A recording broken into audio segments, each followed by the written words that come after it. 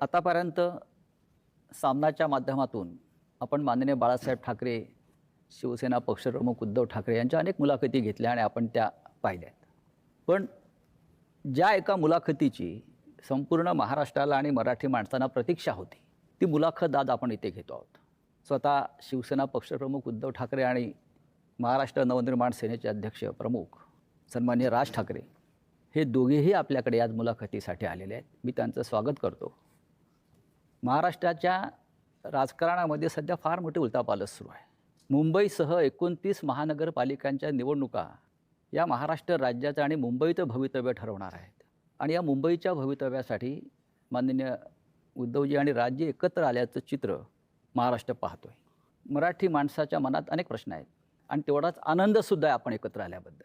या मुलाखतीचं वैशिष्ट्य असं आहे की जशी मुलाखत संयुक्त आहे, म्हणजे आपण दोघे आहात, तशी ही मुलाखत घेण्यासाठी सुद्धा आम्ही दोघे, म्हणजे माझ्याबरोबर प्रसिद्ध दिग्दर्शक, कलाकार, सिनेनिर्माते महेश मांजरेकर आहेत.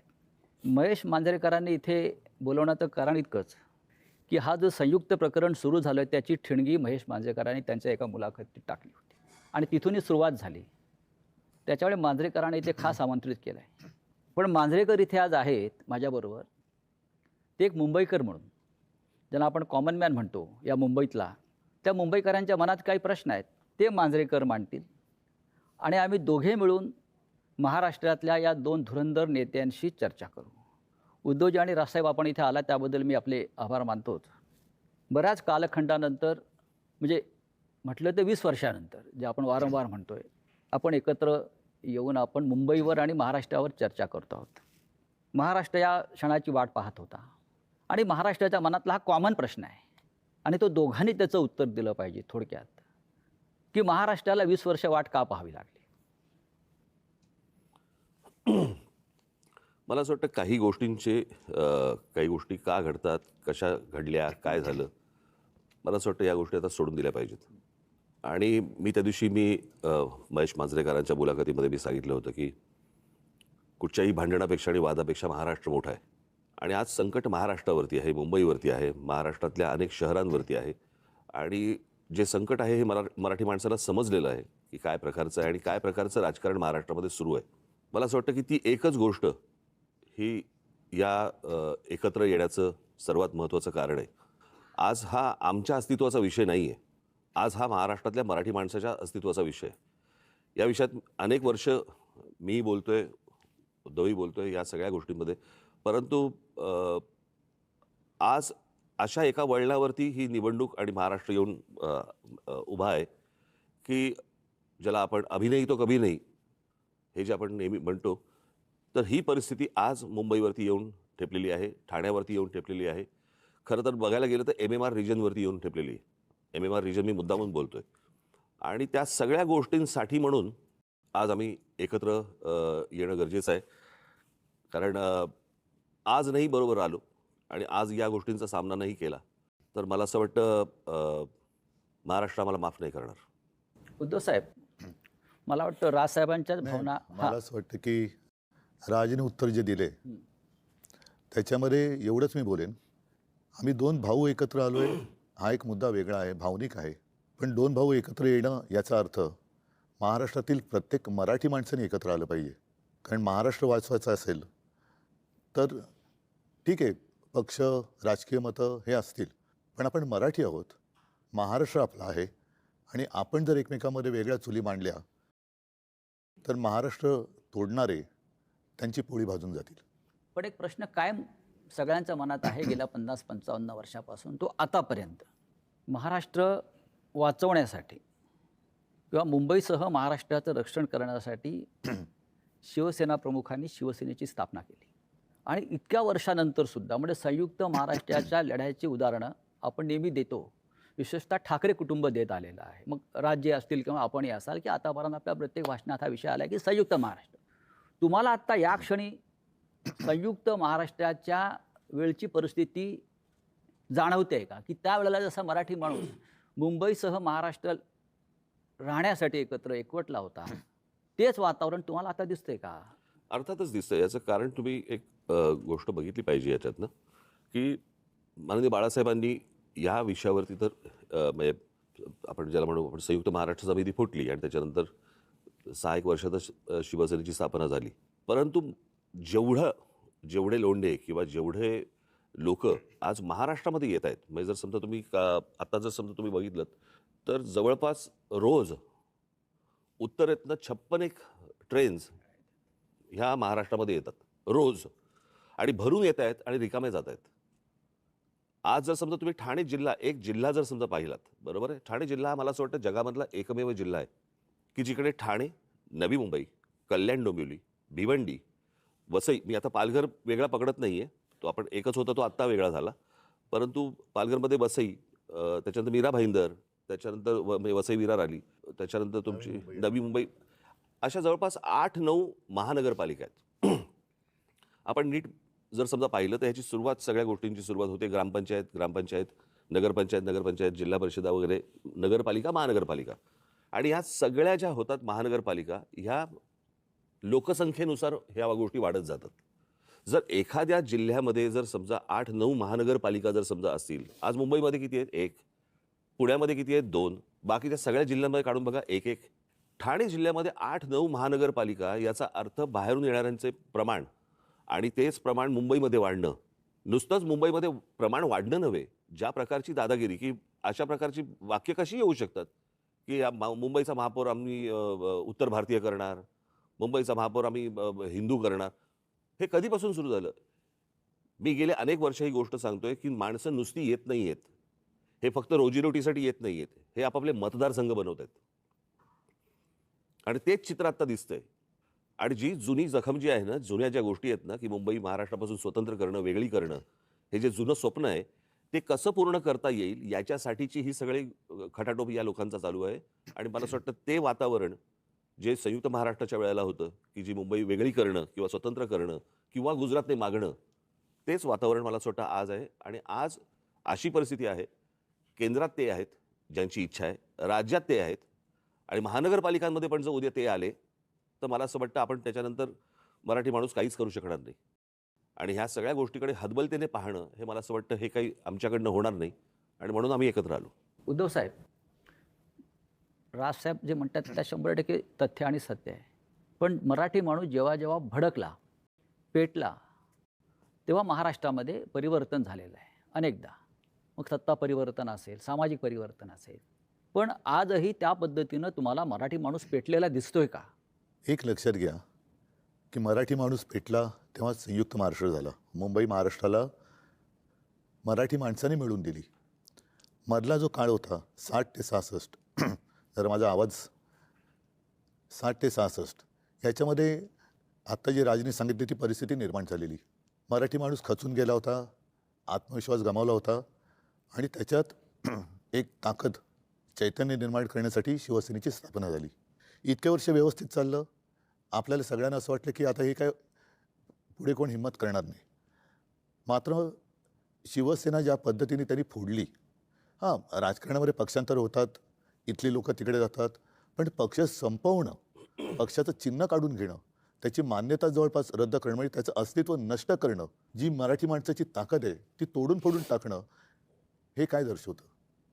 म्हणजे ठीक आहे ना, मी मागे पण म्हटलं की युत्या होतात, आघाड्या होतात, आघाड्या तुटतात, युत्या तुटतात, पुन्हा मग ते पक्ष एकत्र येऊ शकतात, पण पक्ष संपवत आहे हा कोणता प्रश्न?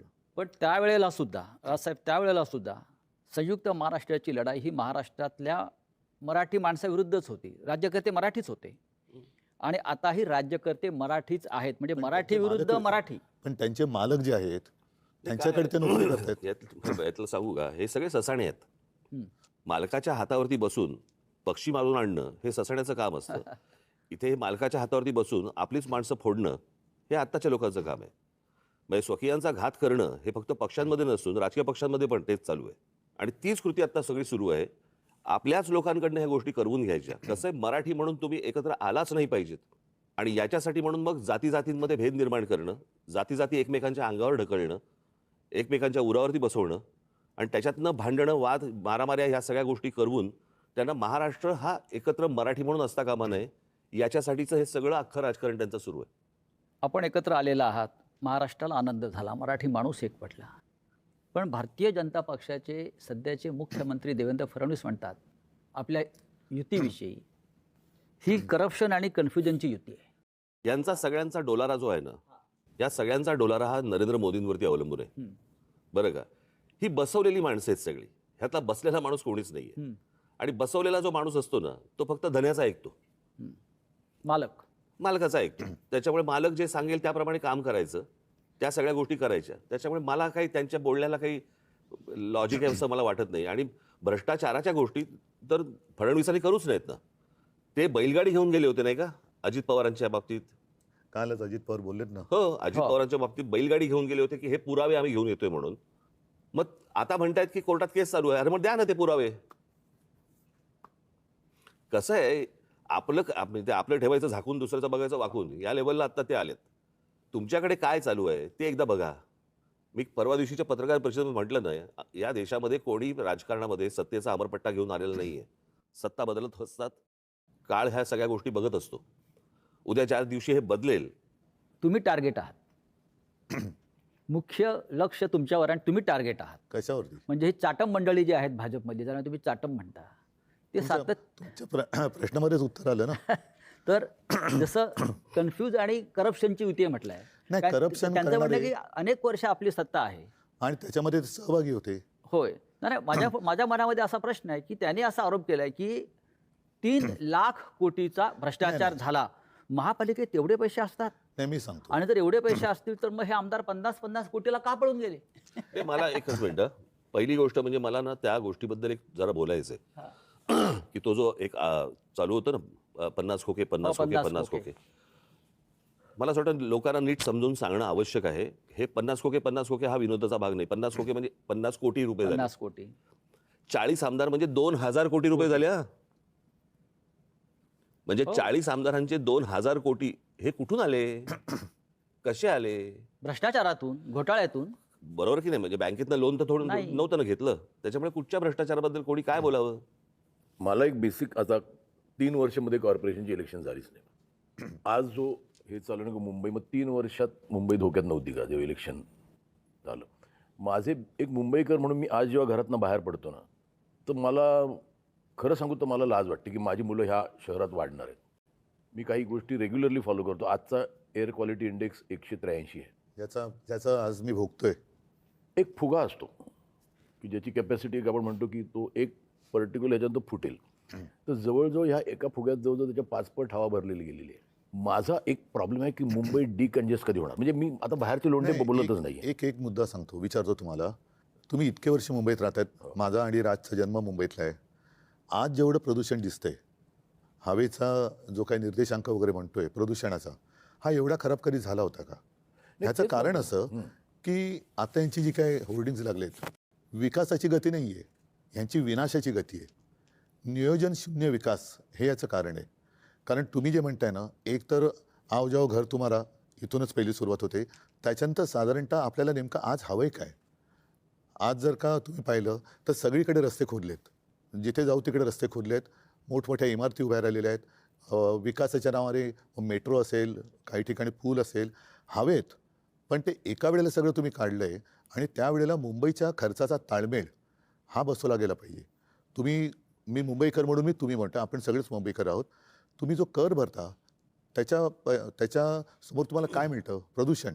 म्हणजे विकास तुमच्याकडे काय फार मोठा रस्ता आम्ही छान केला आहे, सरळ तुमच्या घरापासून हॉस्पिटलमध्ये जातो रस्ता, याला मी विकास नाही म्हणत. हॉस्पिटल कमीत कमी असणं आणि आयुष्य चांगलं असणं हा विकास पाहिजे. माझं तर म्हणणं आहे की विकास नको आता. नाही, ही मानसिकता का झाली? कारण नियोजन शून्य विकास. आम्ही सुद्धा आज आमची जी होर्डिंग लागलेत, मी 12 पासून लावतोय होर्डिंग. होय, हे आम्ही केलं आणि त्याच्याबद्दल मला अभिमान आहे आणि मला असं वाटतं मुंबईकरांना अभिमान आहे. मग त्याच्यामध्ये शाळेचा दर्जा असेल, पाण्याचा दर्जा असेल, किंवा आता कोस्टल रोड झालेला आहे. कोस्टल रोडसुद्धा आपण केलेला आहे. पण वाटेल तिकडे, जसं आता मी कलानगरला राहतोय, वेडेवाकडे उड्डाण पूल, आता तिकडे आणखीन एक वॉकर ब्रिज करतायत. कोणासाठी करताय? कशासाठी करतायत? आणि संपूर्ण धुळीचं आणि सिमेंटचे कणस आपल्या फुफ्फुसामध्ये जात आहेत. मी तेच म्हणतो की आता विकास करण्यासाठी जागा नाही राहिली मुंबईला.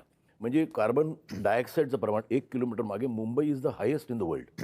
म्हणजे आपण जो श्वास घेतो त्याच्यातनं आपण कार्बन ऑक्सिजनपेक्षा जास्त कार्बन. याचं मूळ कारण असं आहे की एक तर चाललेल्या काय ज्याला विकासाच्या नावाखाली ज्या काही गोष्टी सुरू आहेत त्या, आणि दुसरं म्हणजे मुंबईमध्ये, ठाण्यामध्ये, पनवेलमध्ये, नवी मुंबईमध्ये तुम्ही जर सगळीकडे आपण जर गेलो, प्रचंड मोठ्या प्रमाणावरती रिडेव्हलपमेंट सुरू आहेत. झाडं तोडतायत.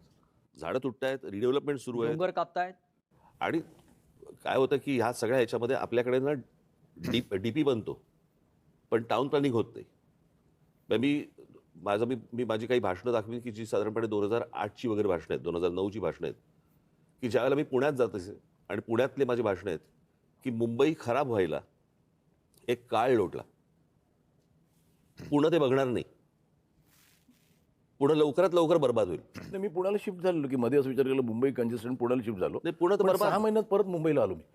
आणि म्हणजे काय माझं म्हणणं, आता लोंढे आले राहू दे की आता मुंबई करत आता आले, आता तरी थांबवायची गरज आहे. दोन्ही गोष्टी मूलभूत ज्या गोष्टी आहेत ना, जसं मी काही बातम्यांचे हे घेऊन आलेलो आहे. आता मुंबईमध्ये कांदळवन आहेत. कांदळवन साधारण कुठे होतात? समुद्र आणि खाडी जिकडे असते तिकडे. नाही, म्हणजे त्यांना समजेल असं म्हणजे मॅनग्रोव्ज. मँग्रोव्ज. मला माहिती आहे. हां, म्हणजे मराठीत सांगायचं तर मँग्रोव्ज. तर विकासाच्या नावाखाली ते मँग्रोव्ज कापणार. आता साधारणतः एक कायदा असा आहे की जेवढी झाडं तुम्ही तोडाल तेवढी झाडं तुम्ही लावली पाहिजेत. आता मुंबईची मँग्रोव्ज जी समुद्र किनारपट्ट्यावर आहे ती कापल्यानंतर, तोडल्यानंतर तुम्ही कुठे लावली पाहिजेत? तुम्ही पुण्याला गेलात, चंद्रपूरला गेलात, मुंबईतल्या कांदळवनाची भरपाई हे चंद्रपूरला करणार. ह्या विकासाचा कसा काय उपयोग होणार आपला? आता सुद्धा मी 2017चा माझा महापालिकेचा वचननामा पाहिलात तर मुंबईला पाण्यासाठी गारगाई आणि पिंजाळ ही 2 धरणं आपण बांधायचं वचन दिलं होतं. कर्मधर्म संयोगाने मी मुख्यमंत्री झालो आणि म्हटलं आता दिलेलं वचन पाळलं पाहिजे म्हणून मी त्याचं प्रेझेंटेशन घेतलं. तेव्हा माझ्या लक्षात एक धक्कादायक गोष्ट आली की गारगाई आणि पिंजाळ करायचं असेल तर जवळपास 6-1 लाख झाडं कापावी लागतील. म्हणजे जंगल पूर्ण नामशेष करायचं. साधारणतः ज्याला कॅचमेंट एरिया म्हणतो तिकडे हा सगळा पाऊस पडतो, तो एरिया तुम्ही नष्ट करणार म्हणजे पर्यावरण खतम करणार. आता ते खतम केल्यानंतर जो काही खर्च होणार तो खर्च केल्यानंतर आपण पुन्हा पावसावरती अवलंबून राहणार. परत तेही पाणी आपल्याला उद्या जाऊन कमी पडणार, कारण तुम्ही म्हणता तसं दुसऱ्या बाजूनी लोंढे येतच राहणार. त्याला पर्याय म्हणून आम्ही समुद्राचं पाणी हे पिण्यायोग्य करण्याचा प्लांट मी मुख्यमंत्री असताना पायलट प्रोजेक्टला गोहेड दिला होता. आणि हा पायलट प्रोजेक्ट आत्ता कालच्या डिसेंबरमध्ये पूर्ण झाला असता. त्या पायलट प्रोजेक्टमधनं आज तानसातनं जेवढं पाणी दर दिवशी मिळतं 400 MLD तेवढं पाणी आपल्याला मुंबईकरांना त्या समुद्रापासून कालच्या डिसेंबरमध्ये उपलब्ध झालं असतं. त्याने तो प्लांट बाजूला टाकला आणि कॉन्ट्रॅक्टरसाठी परत एकदा गारगाई पिंजाळला हात घातला. आरेच्या जंगलाला मी संरक्षण दिलं होतं मेट्रोच्यासाठी. अरे मी पण केलं ना, मेट्रोचं लोकार्पण मी पण केलं, मेट्रो 2चं. माझं म्हणजे म्हणणं होतं म्हणजे सरकारचं की तुम्हाला कारशेडसाठी आरेचं जंगल कापण्याची गरज नाही, कांजूर मार्गला होऊ शकतं. आता याने काय केलं, हट्टापायी आरेचं जंगल मारलंच प्लस कांजूर मार्गला करतात. कशासाठी करता हे? उद्धव साहेब, म्हणजे दोन्हीकडे नाही, माझं कॉन्ट्रॅक्टर प्रश्न हा आहे की इथे मुंबईत राहणारा सफर करून करतोय तो आपण- मिडल क्लास, नाही मिडल क्लास करतो. आज ज्या बिल्डिंग होतात तिकडे 24 तास पाणी असतं. आज माझे छोटे मिडल क्लास जिथे राहतात नक्कीच. त्यांना 2 तास सकाळी पाणी, 3 तास सकाळी पाणी. तो जो एक भाग आहे ना की किती क्राऊड गाजी मुंबईत. बरं, आज मला बाहेर पडलो तर जिथे मला 10 मिनिटं लागत होती तिथे आज मला 1 तास लागतो. तर डिकन्जेस्ट करणं, माझं असं म्हणणं आहे की लोकांना तर सांगा की मुंबई आहेत ते राहू दे की. म्हणजे मी म्हणतो आले ते आले, आता समजा ते मुंबई करत झाले, पण आहेत त्यांना एक समजायला पाहिजे की आता जागा नाही. 51 लाख गाड्या मी एक सांगतो तुला. मुंबईत. काय आहे, मला असं वाटतं की ह्या काही गोष्टींकडे राजकीय पक्ष म्हणून न बघता मला असं वाटतं राज्य म्हणून पाहणं गरजेचं आहे. काय 4 प्रकारच्या जागा असतात. एक केंद्र सरकारची जागा असते, एक राज्य सरकारची जागा असते, एक महानगरपालिकेची जागा असते आणि एक खाजगी जागा असते. बरोबर? आता गोदरेजची खाजगी जागा आहे, तिकडे तुम्हाला एकही झोपडी मिळणार नाही. पण केंद्र सरकारच्या, राज्य सरकारच्या आणि महानगरपालिकांच्या, बरोबर, या ज्या सगळ्या जागा आहेत ह्याला आईबापच नाही. म्हणजे आज कित्येक वेळेला अशा अनधिकृत गोष्टी ह्या पाडल्या गेल्या आणि नंतर तिकडचे कोणीतरी अधिकारी त्यांना त्याच्यावरती ज्या प्रकारचा ज्याला वचक पाहिजे तो वचक मला असं वाटतं की येणं गरजेचं आहे. तो कोणी म्हणजे तो उद्या आम्ही आणू, उद्या कोणी राज्यातली लोक असतील त्यांनी आणावा, उद्या राज्यात आम्ही आलो तर आम्ही आणू. पण मला असं वाटतं की तुम्ही जे बोलताय ते अत्यंत योग्य आहे की जागा संपलेली आहे. बरोबर? आता साधी गोष्ट आपण समजा प्रदूषणाची गोष्ट बोललो, प्रदूषणाची, तर मुंबईमध्ये हीच हालत आहे, मला मान्य. परंतु आज दिल्लीमधली हालत काय? तिकडे 200च्या वर आहे इक्वालिटी. बरोबर की नाही? आणि आज दिल्लीमध्ये जर समजा आपण बघितलं तर केंद्र आणि राज्य अशा दोन्ही गोष्टी तिकडे आहेत. राजसाहेब तुम्ही एक फार नाही, महत्वाचा मुळामध्ये- मुद्दा आता मांडला. नाही मुळामध्ये राज्यकर्त्याचं प्रेम हे राज्यावरती असायला पाहिजे, सत्तेवरती असतं का म्हणे. सत्तेसाठी वाटेल ते करायचं आणि वट्ट्याबोळ झाला की हात वर करायचे. आता तुम्ही मला सांगा, मुंबईमध्ये आपण राहणार आहोत. दुर्दैवाने मी असं म्हणेन की आजचे राज्यकर्ते हे मुंबईकर नाही आहेत. जरी मराठी आहेत, महाराष्ट्रातले असले तरी त्यांना मुंबईकरांसाठी किंवा त्यांच्या शहरांसाठी काही पडले का त्यांच्या नागरिकांसाठी? इथे ते फक्त कॉन्ट्रॅक्टरसाठी काम करतात. इथे दोन महत्त्वाचे प्रश्न उपस्थित झालेले आहेत. एक तर आता राजसाहेबांनी जो मुद्दा सांगितला, जमीन केंद्र सरकारची आहे, राज्य सरकारची आहे, खाजगी आहे. पण आज मुंबईसह महाराष्ट्रातल्या जमिनींचा मालक मोदींचा लाडका उद्योगपती झालेला आहे. एकेकाळी आपल्या महाराष्ट्रात देशामध्ये विनोबा भावेंनी घोषणा दिली होती सब भूमी गोपाल की. आज सब भूमी अदानी की. मुंबई वाचवायची असेल तर हे जे आपल्या मुंबईच्या मोक्याच्या जमिनी गिळंकृत करण्याचे जे काम चालू आहे, जे आपल्या जाहीरनाम्यात सुद्धा आहे, वचननाम्यात सुद्धा तो आपण मुद्दा घेतला आहे, हे आपण कसं करणार? मुंबई वाचवायची असेल तर आधी आपल्या महत्त्वाच्या मोक्याच्या जमिनी धारावीसह मिठागर असतील, टोल नाके असतील, हे आज एका उद्योगपतीच्या नाही, घशात आज- घालण्याचं आज- काम केलेलं आहे. नाही आज त्यांना अडवणारं कुठे प्रशासनमध्ये नाहीच आहे ना. केंद्रातनं ऑर्डर आली, जसं मगाशी राज म्हणाला, हे ससाणे बसलेले आहेत, ते जागा राखवतात आणि ते जागा घेऊन त्या याच्या घशात घालतात अदानीच्या. मूळ महापालिका आता एक शेवटचं ठिकाण राहिलेलं आहे की जिकडे ठामपणाने त्यांना नाही सांगणार नाही, कोणतरी पाहिजे. माझा तोच मुद्दा आहे की आपण जे म्हणतो की या महापालिकेवरती भगवा फडकला पाहिजे का मराठी माणसाची ताकद इथे आली पाहिजे, म्हणजे सत्ता आली पाहिजे. ही सत्ता आल्यावरती प्रश्न संपतील का? जे प्रश्नासाठी आपण आता उभे आहोत, मी तुम्हाला आपण एकत्र आलेला मी एक गोष्ट सांगतो. आणि सगळ्यात मोठं संकट हे गौतम अडाणी मुंबई गिळतोय भाजपच्या माध्यमातून. याच्याबद्दल एक गोष्ट बोलतो. हा, मला असं वाटतं की मुंबई महानगरपालिका याची मुदत संपली 2022ला आणि 2022लाच मला असं वाटतं उद्धव सरकार गेलं, बरोबर? त्याच्या आधी महापालिका विसर्जित झाली होती. आधी म्हणजे कधी मग एक- 21ला 6 महिन्या अगोदर माझं जूनमध्ये सरकार पाडलं, मला वाटतं मार्च. 4-5 महिन्या अगोदर, बरोबर? तेव्हा मुदत संपली. 22 त्याच्यानंतर 25 पर्यंत 4 वर्ष झाली आता. या 25 पर्यंत आज 26 कधी 26ला आज जानेवारीमध्ये निवडणूक होते. इतकी वर्ष काय गेली? मी माझ्या पुढच्या काही भाषणांमधनं किंवा माझ्या काही इंटरव्ह्यूमधनं मी ते तुम्हाला नीट सांगणार आहे की ह्याचं काय प्लॅनिंग चालू होतं आणि 24 ते 25 मध्ये काय झालं, एका वर्षात काय झालं हे मी तुमच्यासमोर आणणार आहे. मी आत्ता नाही बोलत या विषयात, परंतु हे काय प्रकारचं प्लॅनिंग आणि कशासाठी या निवडणुका पुढे ढकलत आज 26 पर्यंत आल्यात ते मी तुम्हाला सांगणार आहे नंतर. ही माणसं जी आहेत ना, ही म्हणून मगाशी मी म्हटलं ना, ही बसवलेली माणसं आहेत. आणि तू म्हणतोस की हे जागा दाखवतात, हे जागा नाही दाखवत. ते जागा पाहतात, हा, तेच ह्यांच्याकडे ते. सह्यांसाठी फक्त फायली येतात की ह्याच्यावर सही कर. आता आपल्याच लोकांना, आपल्याच इकडच्या मराठी लोकांना समजत नाही होत आपण काय करतो आहोत. हे त्यांना नंतर कालांतराने समजेल की त्यांनी आपण काय महाराष्ट्राचं घोडचुका डेथ वॉरंट केल्या. काढलेलं नाही आहे. नाही, एक Correct. मिनिट. आपल्या सहीनं मराठी संजय. माणसाच्या सहीनं मराठी माणसाचं डेथ वॉरंट काढलं. आणि तसं त्यातलं कसं आहे, एकच मिनिटं, की देवेंद्र फडणवीस नागपूरचे, अजून बाकीचे सगळे बाहेरचे. मी एकदा ना एकच गोष्ट म्हणून सांगतो, मी एकदा स्वित्झर्लंडला गेलो होतो आणि स्वित्झर्लंडला गेल्यावरती मी तो देश पाहत होतो आणि तो देश सगळ्या काय गाड्या फिरत आहेत, सगळ्यांकडे उत्तम नोकऱ्या आहेत, सगळे सुंदर रस्ते आहेत, उत्तम निसर्ग आहे, सगळं व्यवस्थित छान. तो सगळा देश पाहताना मला पहिला मनात प्रश्न आला, इथला विरोधी पक्ष काय करतो? हो. म्हणजे निवडणुकीच्या तोंडावरती काय सांगतो तो की मी तुम्हाला हे देईन, मी तुम्हाला ते देईन, मी तुम्हाला त्या कल्पनेच्या बाहेर होतो मी, बरोबर आहे?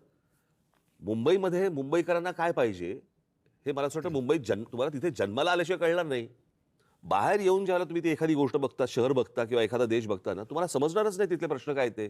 आता उदाहरणार्थ समजा तुमचा कुठचा काय गृहनिर्माण मंत्री किंवा अजून कुठचा PWD मिनिस्टर किंवा अजून कुठेतरी हे बाहेरचे ज्यावेळेला येतात, ते ज्यावेळेला मुंबईत येतात त्यावेळेला त्यांना प्रश्न पडतो, सर प्रॉब्लेम काय शहराचा? रस्ते आहेत, हॉस्पिटल आहेत, दिवे आहेत, शाळा आहेत, कॉलेजेस आहेत, पाणी आहे 24 तास. इथले प्रॉब्लेम काय आहेत? कारण तो कंपॅरिझन करतोय त्याच्या रस्त्यांशी, त्याच्याकडच्या लोडशेडिंगशी, त्याच्याकडच्या सगळ्या गोष्टींशी. त्याच्यामुळे हे सगळे प्रॉब्लेम होतात. तुमची मानसिकता कशी आहे? माझं जे आता मी इथे मुंबईकर म्हणून बोलतो आता, हे पॉलिटिकल बाजूला ठेवून, की मला जे बाहेर पडल्यावर प्रश्न पडतात ते, की आज आई भीक मागू देत नाही की वडील चोरी करू देत नाही, अशी परिस्थिती फक्त मिडल क्लासची आहे. त्या मिडल क्लाससाठी काय म्हणजे आज आपण म्हणतो की बाहेर रस्त्यावर फिरा, फुटपाथ. आता आम्हाला लहानपणी सांगायचं की the pedestrian should walk on the footpath. नाहीच आज फुटपाथ, चालणार कुठे? आज शाळांचे एवढे प्रॉब्लेम आहेत. माझं म्हणणं आहे की कॉर्पोरेशनकडे एवढ्या शाळा आहेत, त्या एवढं बजेट आहे मुंबई कॉर्पोरेशनचं, त्या अत्याधुनिक का केल्या जाऊ नये? आता कसं आहे, आणि आज डिजिटल एज्युकेशन झालं आहे. असंही नाही की टीचर्स चांगले पाहिजे, आम्हाला टीचर्स चांगले मिळत नाही. तर आज एक म्युन्सिपॅलिटी शाळेत जाताना मला माझ्या मुलाला पाठवताना मला लाज नाही वाटता का? मग ते त्यांच्या बरोबरीने का नाही करता येत?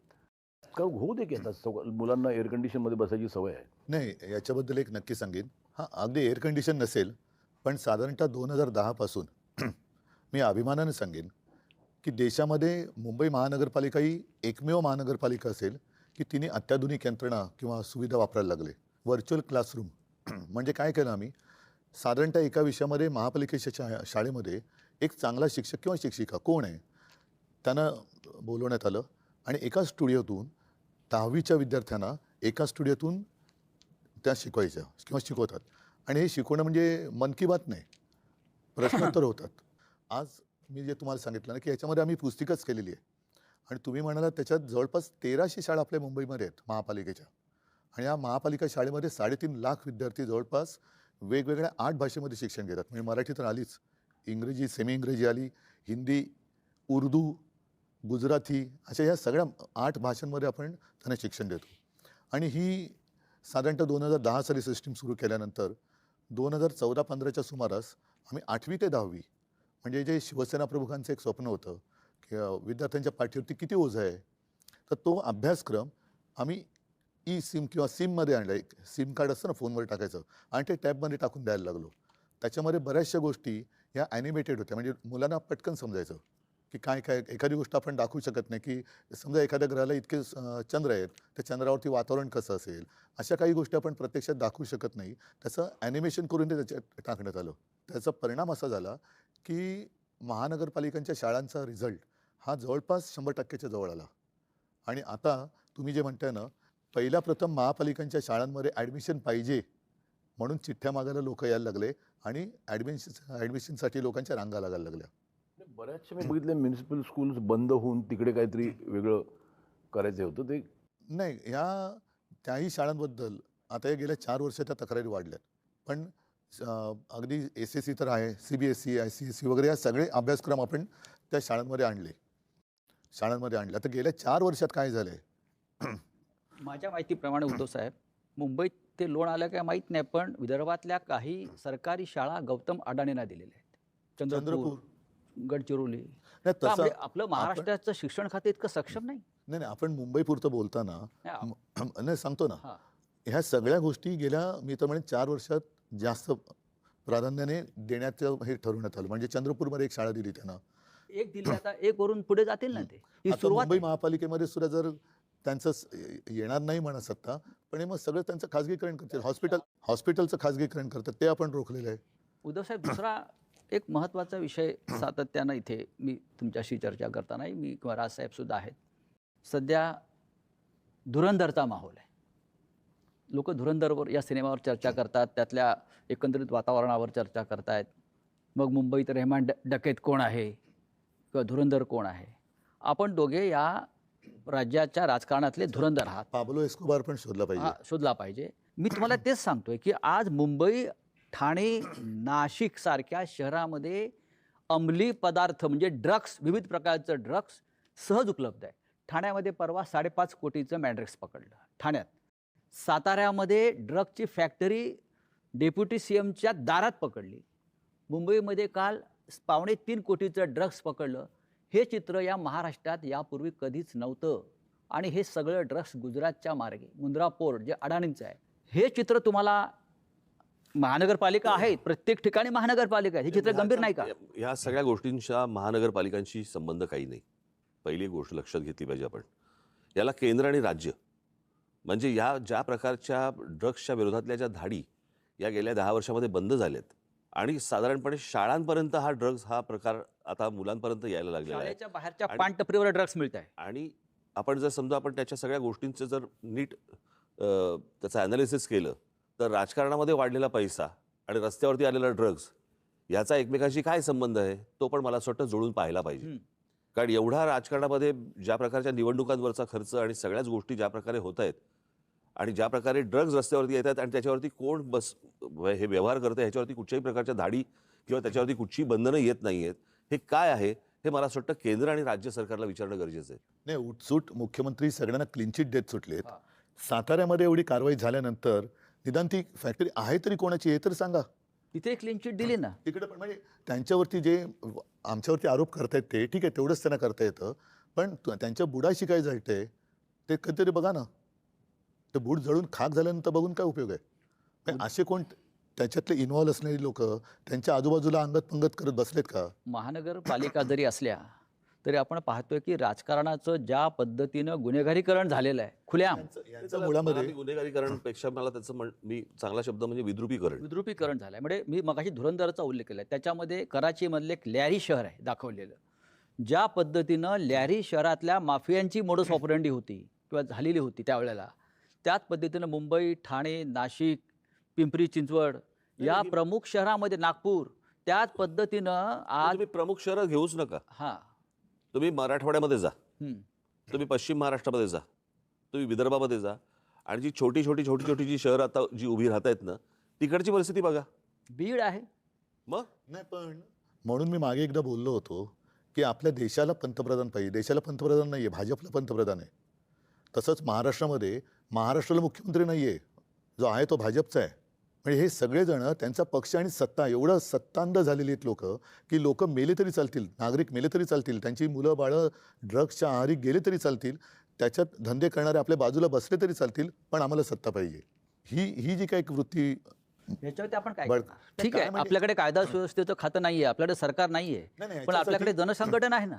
जेव्हा ह्याच्यासाठी शेवटी काय आहे, जसं राज म्हणाल तसं की सत्ता हातात असणं गरजेचं आहे की जिकडे आपण कायदेशीर बंधनं, उद्या जाऊन तिकडे धाड टाकल्यानंतर यांचेच बगलबच्चे निघाले तर लोक आता गेल्या नगर परिषदेच्या निवडणुकीमध्ये मालवण वगैरे त्या भागात त्यांच्याच युतीतल्या मित्रपक्षाने त्यांच्या दुसऱ्या पक्षावरती धाड टाकली. काय मिळवलं? पैसे दिसले, पुढे काय झालं? Clean chit. Clean chit. उपयोग काय? म्हणजे काय होतं, या सगळ्या गोष्टींना कुठेतरी बंधनं घालण्याला सुरुवात होण्यासाठी या महानगरपालिका आता या क्षणाला खूप महत्त्वाच्या आहेत, आणि लोकांनी त्यांचा राग, मला असं वाटतं हा जे सगळं महाराष्ट्रात चालू आहे हा इथे व्यक्त करणं गरजेचं आहे. ही सत्ता आमच्यासाठी नको आहे, परंतु ज्या काही गोष्टी होत आहेत याच्यावरती जर बंधनं आणायची असतील, त्याला सुरुवात जर समजा करायची असेल, तर मला असं वाटतं महानगरपालिका आता ही गरज आहे, ज्याच्यासाठी खास करून मुंबई, ठाणा, पुणा, नाशिक, तुमचं मीरा भाईंदर असेल, कल्याण डोंबिवली असेल, इतर सगळ्या महानगरपालिका, इथे लोकांनी आता राग व्यक्त करणं गरजेचं आहे. काय होतंय, लोकांकडनं जर समजा त्यांनाच मतदान होत असेल, बाकीच्या गोष्टी सोडा, ते माघारी घेऊन पैसे देऊन काहीतरी ते माघारी घ्यायला लावणं वगैरे वगैरे, पण लोकांनी जर समजा मतदानातनं राग व्यक्त नाही केला, तर मला असं वाटतं की ते मग आपण म्हणतो ना नंतर की ते राजानं मारलं काय आणि पावसानं झोडलं काय, तक्रार कोणाकडे करायची?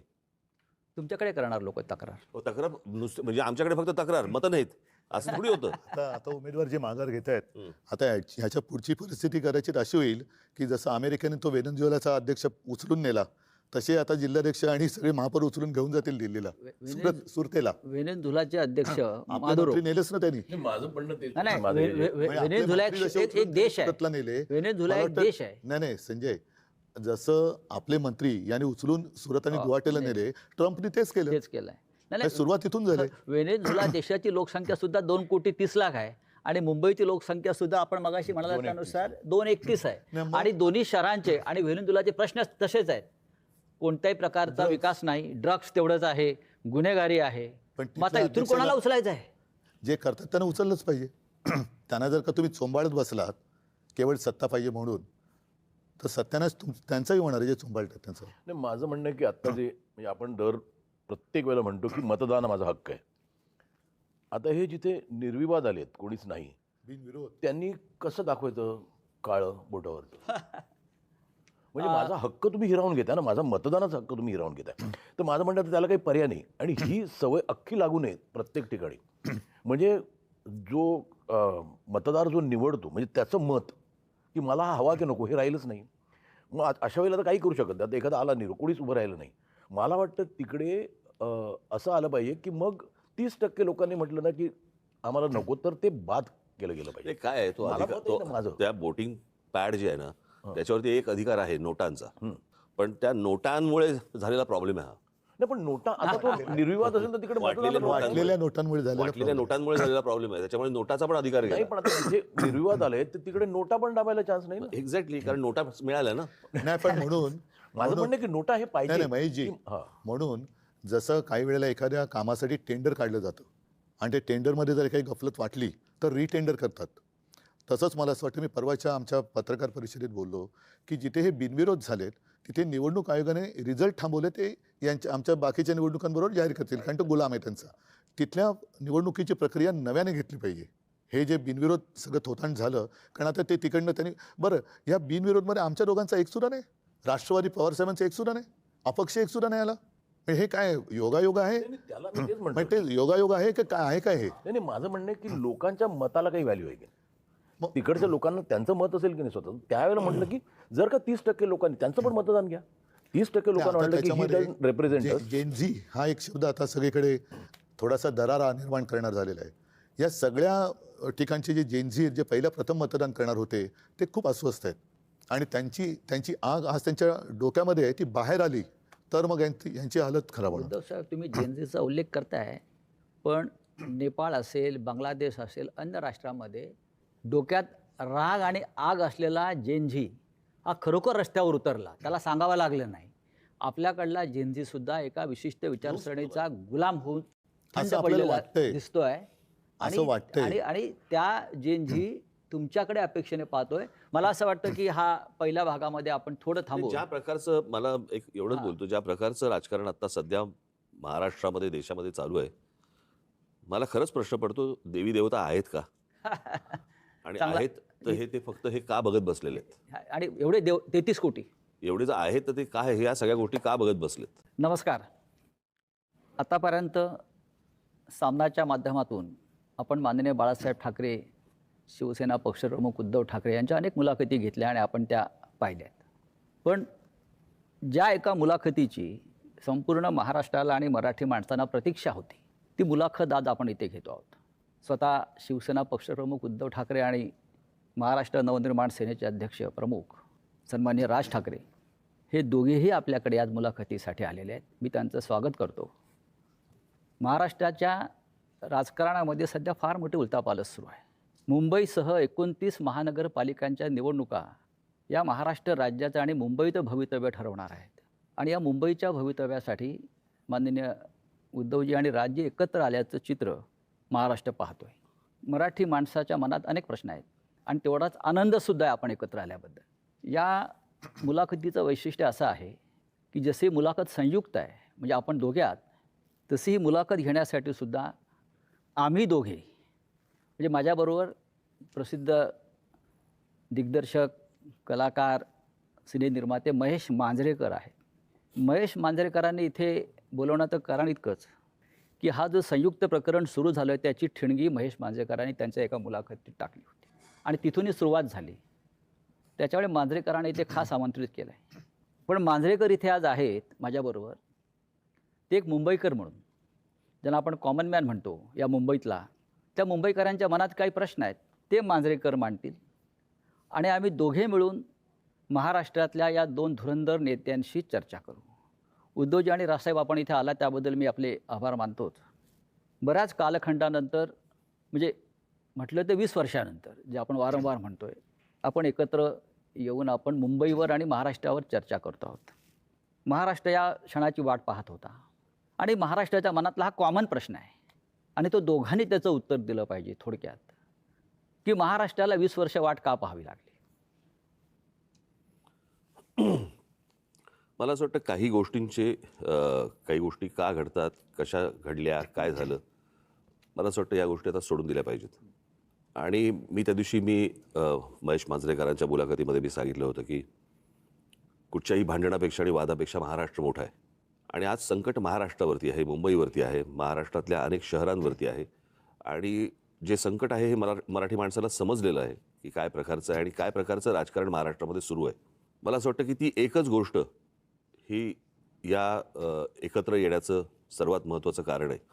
आज हा आमच्या अस्तित्वाचा विषय नाही आहे, आज हा महाराष्ट्रातल्या मराठी माणसाच्या अस्तित्वाचा विषय आहे. या विषयात अनेक वर्ष मी बोलतोय, उद्धवही बोलतोय या सगळ्या गोष्टींमध्ये, परंतु आज अशा एका वळणावरती ही निवडणूक आणि महाराष्ट्र येऊन उभा आहे की ज्याला आपण अभी नहीं तो कभी नहीं हे जे आपण नेहमी म्हणतो, तर ही परिस्थिती आज मुंबईवरती येऊन ठेपलेली आहे, ठाण्यावरती येऊन ठेपलेली आहे. खरं तर बघायला गेलं तर MMR रिजनवरती येऊन ठेपलेली आहे. MMR रिजन मी मुद्दामून बोलतोय. आणि त्या सगळ्या गोष्टींसाठी म्हणून आज आम्ही एकत्र येणं गरजेचं आहे. कारण आज नाही बरोबर आलो आणि आज या गोष्टींचा सामना नाही केला तर मला असं वाटतं महाराष्ट्र आम्हाला माफ नाही करणार.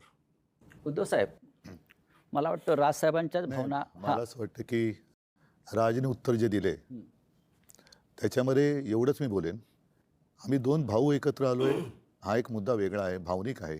पण दोन भाऊ एकत्र येणं याचा अर्थ महाराष्ट्रातील प्रत्येक मराठी माणसाने एकत्र आलं पाहिजे. कारण महाराष्ट्र वाचवायचा असेल तर ठीक आहे, पक्ष राजकीय मतं हे असतील, पण आपण मराठी आहोत, महाराष्ट्र आपला आहे. आणि आपण जर एकमेकांमध्ये वेगळ्या चुली मांडल्या तर महाराष्ट्र तोडणारे त्यांची पोळी भाजून जातील. पण एक प्रश्न कायम सगळ्यांच्या मनात आहे गेल्या 50-55 वर्षापासून, तो आतापर्यंत. महाराष्ट्र वाचवण्यासाठी किंवा मुंबईसह महाराष्ट्राचं रक्षण करण्यासाठी शिवसेना प्रमुखांनी शिवसेनेची स्थापना केली. आणि इतक्या वर्षानंतरसुद्धा म्हणजे संयुक्त महाराष्ट्राच्या लढ्याची उदाहरणं आपण नेहमी देतो, विशेषतः ठाकरे कुटुंब देत आलेलं आहे. मग राज्य असतील किंवा आपणही असाल की आतापर्यंत आपल्या प्रत्येक भाषणात हा विषय आला की संयुक्त महाराष्ट्र. तुम्हाला आत्ता या क्षणी संयुक्त महाराष्ट्राच्या वेळची परिस्थिती जाणवते का, की त्यावेळेला जसा मराठी माणूस मुंबईसह महाराष्ट्र राहण्यासाठी एकवटला होता, तेच वातावरण तुम्हाला आता दिसतंय का? अर्थातच दिसतं. याचं कारण तुम्ही एक गोष्ट बघितली पाहिजे याच्यातनं, की माननीय बाळासाहेबांनी या विषयावरती तर म्हणजे आपण ज्याला म्हणू आपण संयुक्त महाराष्ट्र समिती फुटली आणि त्याच्यानंतर 6-1 वर्षातच शिवसेनेची स्थापना झाली. परंतु जेवढे लोंढे किंवा जेवढे लोक आज महाराष्ट्रामध्ये येत आहेत, म्हणजे जर समजा तुम्ही आत्ता जर समजा तुम्ही बघितलं तर जवळपास रोज उत्तरेतनं 56 ट्रेन्स ह्या महाराष्ट्रामध्ये येतात रोज आणि भरून येत आहेत आणि रिकामे जात आहेत. आज जर समजा तुम्ही ठाणे जिल्हा एक जिल्हा जर समजा पाहिलात, बरोबर आहे, ठाणे जिल्हा हा मला असं वाटतं जगामधला एकमेव जिल्हा आहे की जिकडे ठाणे, नवी मुंबई, कल्याण डोंबिवली, भिवंडी, वसई, मी आता पालघर वेगळा पकडत नाही आहे, तो आपण एकच होता तो आत्ता वेगळा झाला, परंतु पालघरमध्ये वसई, त्याच्यानंतर मीरा भाईंदर, त्याच्यानंतर वसई विरार आली, त्याच्यानंतर तुमची नवी मुंबई, अशा जवळपास 8-9 महानगरपालिका आहेत. आपण नीट जर समजा पाहिलं तर ह्याची सुरुवात सगळ्या गोष्टींची सुरुवात होते ग्रामपंचायत, नगरपंचायत, जिल्हा परिषदा वगैरे, नगरपालिका, महानगरपालिका. आणि ह्या सगळ्या ज्या होतात महानगरपालिका ह्या लोकसंख्येनुसार ह्या गोष्टी वाढत जातात. जर एखाद्या जिल्ह्यामध्ये जर समजा 8-9 महानगरपालिका जर समजा असतील, आज मुंबईमध्ये किती आहेत? 1. पुण्यामध्ये किती आहेत? 2. बाकीच्या सगळ्या जिल्ह्यांमध्ये काढून बघा 1-1. ठाणे जिल्ह्यामध्ये 8-9 महानगरपालिका, याचा अर्थ बाहेरून येणाऱ्यांचे प्रमाण आणि तेच प्रमाण मुंबईमध्ये वाढणं, नुसतंच मुंबईमध्ये प्रमाण वाढणं नव्हे, ज्या प्रकारची दादागिरी की अशा प्रकारची वाक्य कशी येऊ शकतात की मुंबईचा महापौर आम्ही उत्तर भारतीय करणार, मुंबईचा महापौर आम्ही हिंदू करणार. हे कधीपासून सुरू झालं? मी गेले अनेक वर्ष ही गोष्ट सांगतोय की माणसं नुसती येत नाही आहेत, हे फक्त रोजीरोटीसाठी येत नाही आहेत, हे आपापले मतदारसंघ बनवत आहेत आणि तेच चित्र आता दिसतंय. आणि जी जुनी जखम जी आहे ना, जुन्या ज्या गोष्टी आहेत ना की मुंबई महाराष्ट्रापासून स्वतंत्र करणं, वेगळी करणं, हे जे जुनं स्वप्न आहे ते कसं पूर्ण करता येईल याच्यासाठीची ही सगळी खटाटोप या लोकांचा चालू आहे. आणि मला असं वाटतं ते वातावरण जे संयुक्त महाराष्ट्राच्या वेळेला होतं की जी मुंबई वेगळी करणं किंवा स्वतंत्र करणं किंवा गुजरातने मागणं, तेच वातावरण मला असं वाटतं आज आहे. आणि आज अशी परिस्थिती आहे, केंद्रात ते आहेत ज्यांची इच्छा आहे, राज्यात ते आहेत आणि महानगरपालिकांमध्ये पण जर उद्या ते आले तर मला असं वाटतं आपण त्याच्यानंतर मराठी माणूस काहीच करू शकणार नाही. आणि ह्या सगळ्या गोष्टीकडे हतबलतेने पाहणं हे मला असं वाटतं हे काही आमच्याकडनं होणार नाही आणि म्हणून आम्ही एकत्र आलो. उद्धव साहेब, राजसाहेब जे म्हणतात त्या 100% तथ्य आणि सत्य आहे. पण मराठी माणूस जेव्हा जेव्हा भडकला, पेटला, तेव्हा महाराष्ट्रामध्ये परिवर्तन झालेलं आहे अनेकदा. मग सत्ता परिवर्तन असेल, सामाजिक परिवर्तन असेल, पण आजही त्या पद्धतीनं तुम्हाला मराठी माणूस पेटलेला दिसतोय का? एक लक्षात घ्या की मराठी माणूस पेटला तेव्हा संयुक्त महाराष्ट्र झाला. मुंबई महाराष्ट्राला मराठी माणसाने मिळवून दिली. मधला जो काळ होता 60 ते 66 जर माझा आवाज 60 ते 66 ह्याच्यामध्ये आता जी राजनी सांगितली ती परिस्थिती निर्माण झालेली. मराठी माणूस खचून गेला होता, आत्मविश्वास गमावला होता आणि त्याच्यात एक ताकद चैतन्य निर्माण करण्यासाठी शिवसेनेची स्थापना झाली. इतके वर्ष व्यवस्थित चाललं. आपल्याला सगळ्यांना असं वाटलं की आता हे काय पुढे कोण हिंमत करणार नाही. मात्र शिवसेना ज्या पद्धतीने त्यांनी फोडली, हां राजकारणामध्ये पक्षांतर होतात, इथली लोकं तिकडे जातात, पण पक्ष संपवणं, पक्षाचं चिन्ह काढून घेणं, त्याची मान्यता जवळपास रद्द करणं, म्हणजे त्याचं अस्तित्व नष्ट करणं, जी मराठी माणसाची ताकद आहे ती तोडून फोडून टाकणं, हे काय दर्शवतं. म्हणजे ठीक आहे ना, मी मागे पण म्हटलं की युत्या होतात, आघाड्या होतात, आघाड्या तुटतात, युत्या तुटतात, पुन्हा मग ते पक्ष एकत्र येऊ शकतात, पण पक्ष संपवत आहे हा कोणता प्रश्न. पण त्यावेळेला सुद्धा राजसाहेब, त्यावेळेला सुद्धा संयुक्त महाराष्ट्राची लढाई ही महाराष्ट्रातल्या मराठी माणसाविरुद्धच होती. राज्यकर्ते मराठीच होते आणि आताही राज्यकर्ते मराठीच आहेत. म्हणजे पण मराठी त्यांचे विरुद्ध मालक- मराठी. पण त्यांचे मालक जे आहेत त्यांच्याकडे ते नोकरी करतात. यातलं सांगू का, हे सगळे ससाणे आहेत. हं. मालकाच्या हातावरती बसून पक्षी मारून आणणं हे ससाण्याचं काम असतं. इथे हे मालकाच्या हातावरती बसून आपलीच माणसं फोडणं हे आताच्या लोकांचं काम आहे. म्हणजे स्वकीयांचा घात करणं हे फक्त पक्षांमध्ये नसून राजकीय पक्षांमध्ये पण तेच चालू आहे. आणि तीच कृती आता सगळी सुरू आहे. आपल्याच लोकांकडनं ह्या गोष्टी करवून घ्यायच्या. कसं आहे, मराठी म्हणून तुम्ही एकत्र आलाच नाही पाहिजेत.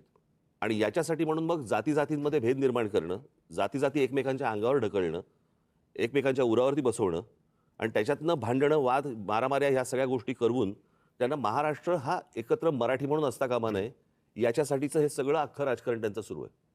आपण एकत्र आलेला आहात, महाराष्ट्राला आनंद झाला, मराठी माणूस एकवटला. पण भारतीय जनता पक्षाचे सध्याचे मुख्यमंत्री देवेंद्र फडणवीस म्हणतात आपल्या युतीविषयी, ही करप्शन आणि कन्फ्युजनची युती आहे. यांचा सगळ्यांचा डोलारा जो आहे ना, या सगळ्यांचा डोलारा हा नरेंद्र मोदींवरती अवलंबून आहे. बरं का, ही बसवलेली माणसं आहेत सगळी. ह्यातला बसलेला माणूस कोणीच नाही आहे. आणि बसवलेला जो माणूस असतो ना, तो फक्त धन्याचा ऐकतो,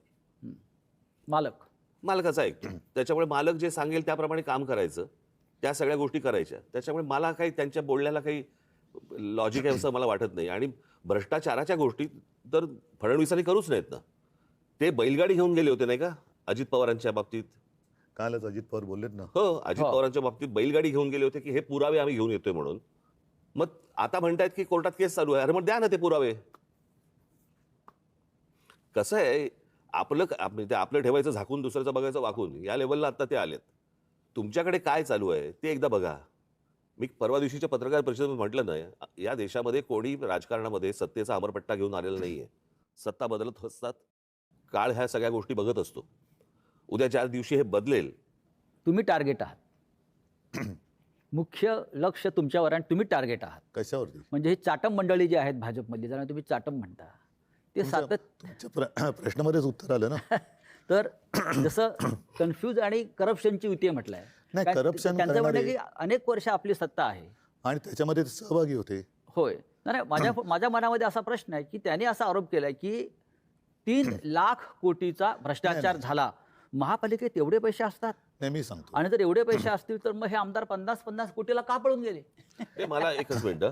पहिली गोष्ट म्हणजे मला ना त्या गोष्टीबद्दल एक जरा बोलायचं आहे की तो जो एक चालू होतं ना, 50 खोके 50 खोके 50 खोके. मला असं वाटतं लोकांना नीट समजून सांगणं आवश्यक आहे. हे 50 खोके हा विनोदाचा भाग नाही. 50 खोके म्हणजे 50 कोटी रुपये झाले. 50 कोटी. 40 आमदार म्हणजे 2000 कोटी रुपये झाले. म्हणजे 40 आमदारांचे 2000 कोटी हे कुठून आले, कसे आले? भ्रष्टाचारातून, घोटाळ्यातून. बरोबर की नाही? म्हणजे बँकेतनं लोन तर थोडं नाही. नव्हतं ना घेतलं. त्याच्यामुळे कुठच्या भ्रष्टाचाराबद्दल कोणी काय बोलावं? मला एक बेसिक, आता 3 वर्षामध्ये कॉर्पोरेशनची इलेक्शन झालीच नाही. आज जो हे चालू ना मुंबई, मग 3 वर्षात मुंबई धोक्यात नव्हती का जेव्हा इलेक्शन झालं. माझे एक मुंबईकर म्हणून मी आज जेव्हा घरातनं बाहेर पडतो ना, तर मला खरं सांगू तर मला लाज वाटते की माझी मुलं ह्या शहरात वाढणार आहेत. मी काही गोष्टी रेग्युलरली फॉलो करतो. आजचा एअर क्वालिटी इंडेक्स 183 आहे. ज्याचा आज मी भोगतोय. एक फुगा असतो की ज्याची कॅपॅसिटी एक आपण म्हणतो की तो एक पर्टिक्युलर ह्याच्यात तो फुटेल.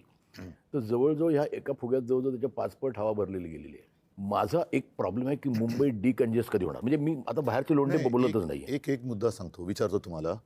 तुम्ही इतके वर्ष मुंबईत राहतात, माझा आणि राजचा जन्म मुंबईतला आहे. आज जेवढं प्रदूषण दिसतंय, हवेचा जो काही निर्देशांक वगैरे म्हणतोय प्रदूषणाचा, हा एवढा खराब कधी झाला होता का? ह्याचं तेच कारण म्हणतो. असं की आता यांची जी काय होर्डिंग्ज लागलेत, विकासाची गती नाही आहे, यांची विनाशाची गती आहे. नियोजन शून्य विकास हे याचं कारण आहे. कारण तुम्ही जे म्हणताय ना, एक तर आओ जाओ घर तुम्हाला, इथूनच पहिली सुरुवात होते. त्याच्यानंतर साधारणतः आपल्याला नेमकं आज हवंय काय? आज जर का तुम्ही पाहिलं तर सगळीकडे रस्ते खोदलेत, जिथे जाऊ तिकडे रस्ते खोदलेत, मोठमोठ्या इमारती उभ्या राहिलेल्या आहेत. विकासाच्या नावाने मेट्रो असेल, काही ठिकाणी पूल असेल, हवेत. पण ते एका वेळेला सगळं तुम्ही काढलंय आणि त्यावेळेला मुंबईच्या खर्चाचा ताळमेळ हा बसवला गेला पाहिजे. मी मुंबईकर म्हणून मी तुम्ही म्हणतो, आपण सगळेच मुंबईकर आहोत. तुम्ही जो कर भरता त्याच्यासमोर तुम्हाला काय मिळतं? प्रदूषण. म्हणजे विकास तुमच्याकडे काय फार मोठा रस्ता आम्ही छान केला आहे, सरळ तुमच्या घरापासून हॉस्पिटलमध्ये जातो रस्ता, याला मी विकास नाही म्हणत. हॉस्पिटल कमीत कमी असणं आणि आयुष्य चांगलं असणं हा विकास पाहिजे. नाही, माझं तर म्हणणं आहे की विकास नको आता. नाही, मुंबई ही विकास करण्याच्या मानसिकता लायकीची ही राहिलेली मानसिकता नाही. का झाली? कारण नियोजन शून्य विकास. आम्ही सुद्धा आज आमची जी होर्डिंग लागलेत, मी 12 पासून लावतोय होर्डिंग. होय, हे आम्ही केलं आणि त्याच्याबद्दल मला अभिमान आहे आणि मला असं वाटतं मुंबईकरांना अभिमान आहे. मग त्याच्यामध्ये शाळेचा दर्जा असेल, पाण्याचा दर्जा असेल, किंवा आता कोस्टल रोड झालेला आहे. कोस्टल रोडसुद्धा हा आपण केलेला आहे. पण वाटेल तिकडे, जसं आता मी कलानगरला राहतोय, वेडेवाकडे उड्डाण पूल, आता तिकडे आणखीन एक वॉकर ब्रिज करतायत. कोणासाठी करताय? कशासाठी करतायत? आणि संपूर्ण धुळीचं आणि सिमेंटचे कण आपल्या फुफ्फुसामध्ये जात आहेत. मी तेच म्हणतो की आता विकास करण्यासाठी जागा नाही राहिली मुंबईला. म्हणजे कार्बन डायऑक्साईडचं प्रमाण 1 किलोमीटर मागे Mumbai is the highest in the world. म्हणजे आपण जो श्वास घेतो त्याच्यातनं आपण कार्बन ऑक्सिजनपेक्षा जास्त कार्बन. याचं मूळ कारण असं आहे की एक तर चाललेल्या काय ज्याला विकासाच्या नावाखाली ज्या काही गोष्टी सुरू आहेत त्या, आणि दुसरं म्हणजे मुंबईमध्ये, ठाण्यामध्ये, पनवेलमध्ये, नवी मुंबईमध्ये तुम्ही जर सगळीकडे आपण जर गेलो, प्रचंड मोठ्या प्रमाणावरती रिडेव्हलपमेंट सुरू आहेत. झाडं तोडतायत. झाडं तुटतायत, रिडेव्हलपमेंट सुरू आहे. डोंगर कापतायत.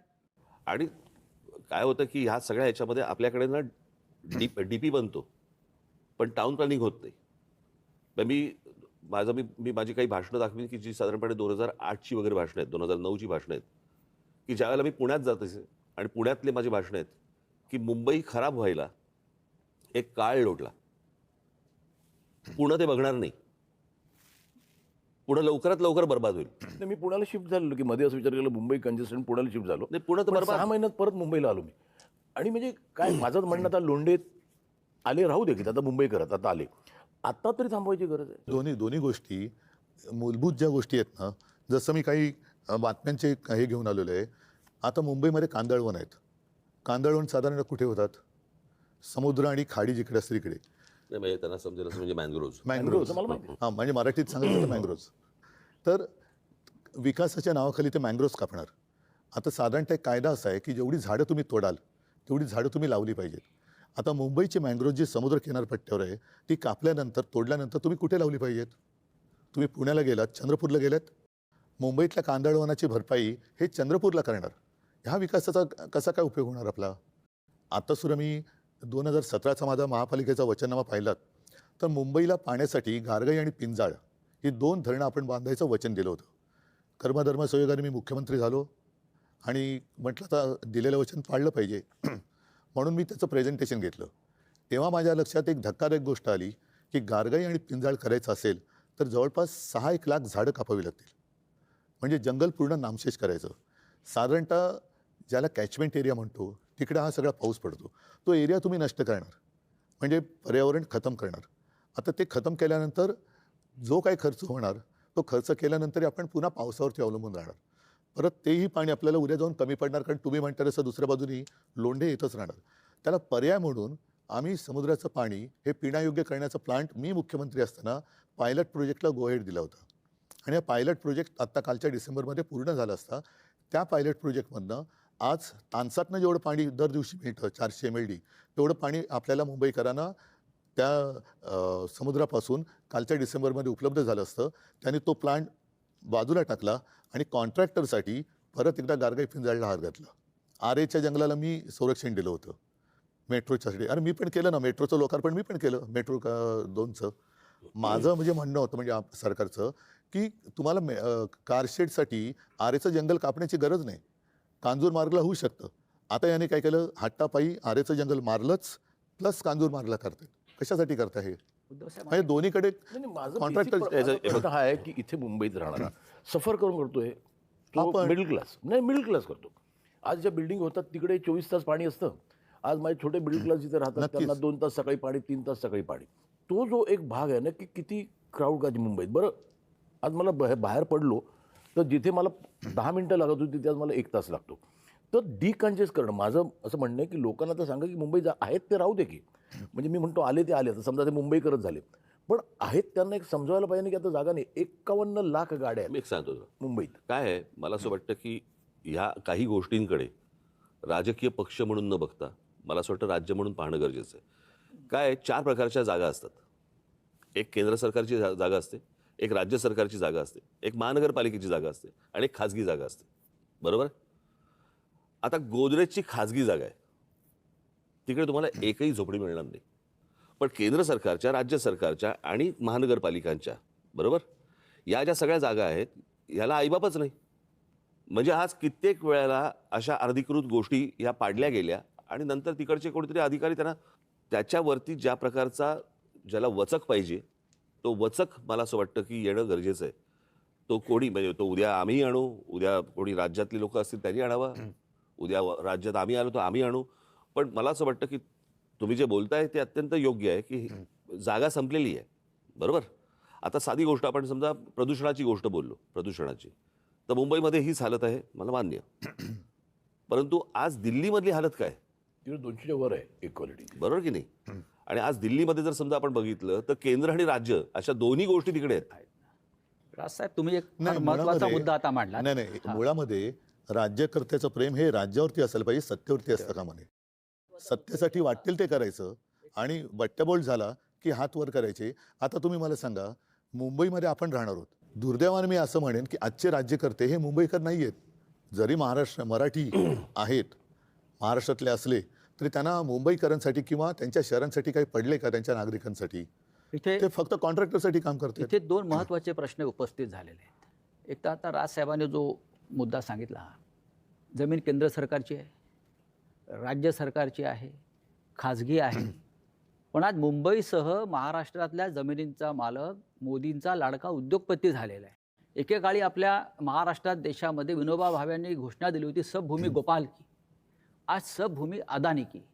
मुंबई वाचवायची असेल तर हे जे आपल्या मुंबईच्या मोक्याच्या जमिनी गिळंकृत करण्याचे जे काम चालू आहे, जे आपल्या जाहीरनाम्यात सुद्धा आहे, वचननाम्यात सुद्धा तो आपण मुद्दा घेतला आहे, हे आपण कसं करणार? मुंबई वाचवायची असेल तर आधी आपल्या महत्त्वाच्या मोक्याच्या जमिनी धारावीसह मिठागरं असतील, टोल नाके असतील, हे आज एका उद्योगपतीच्या नाही, घशात आज- घालण्याचं आज- काम केलेलं आहे. नाही आज त्यांना अडवणारं कुठे प्रशासनमध्ये नाहीच आहे ना. केंद्रातनं ऑर्डर आली, जसं मगाशी राज म्हणाला, हे ससाणे बसलेले आहेत, ते जागा दाखवतात आणि ते जागा घेऊन त्या याच्या घशात घालतात अदानीच्या.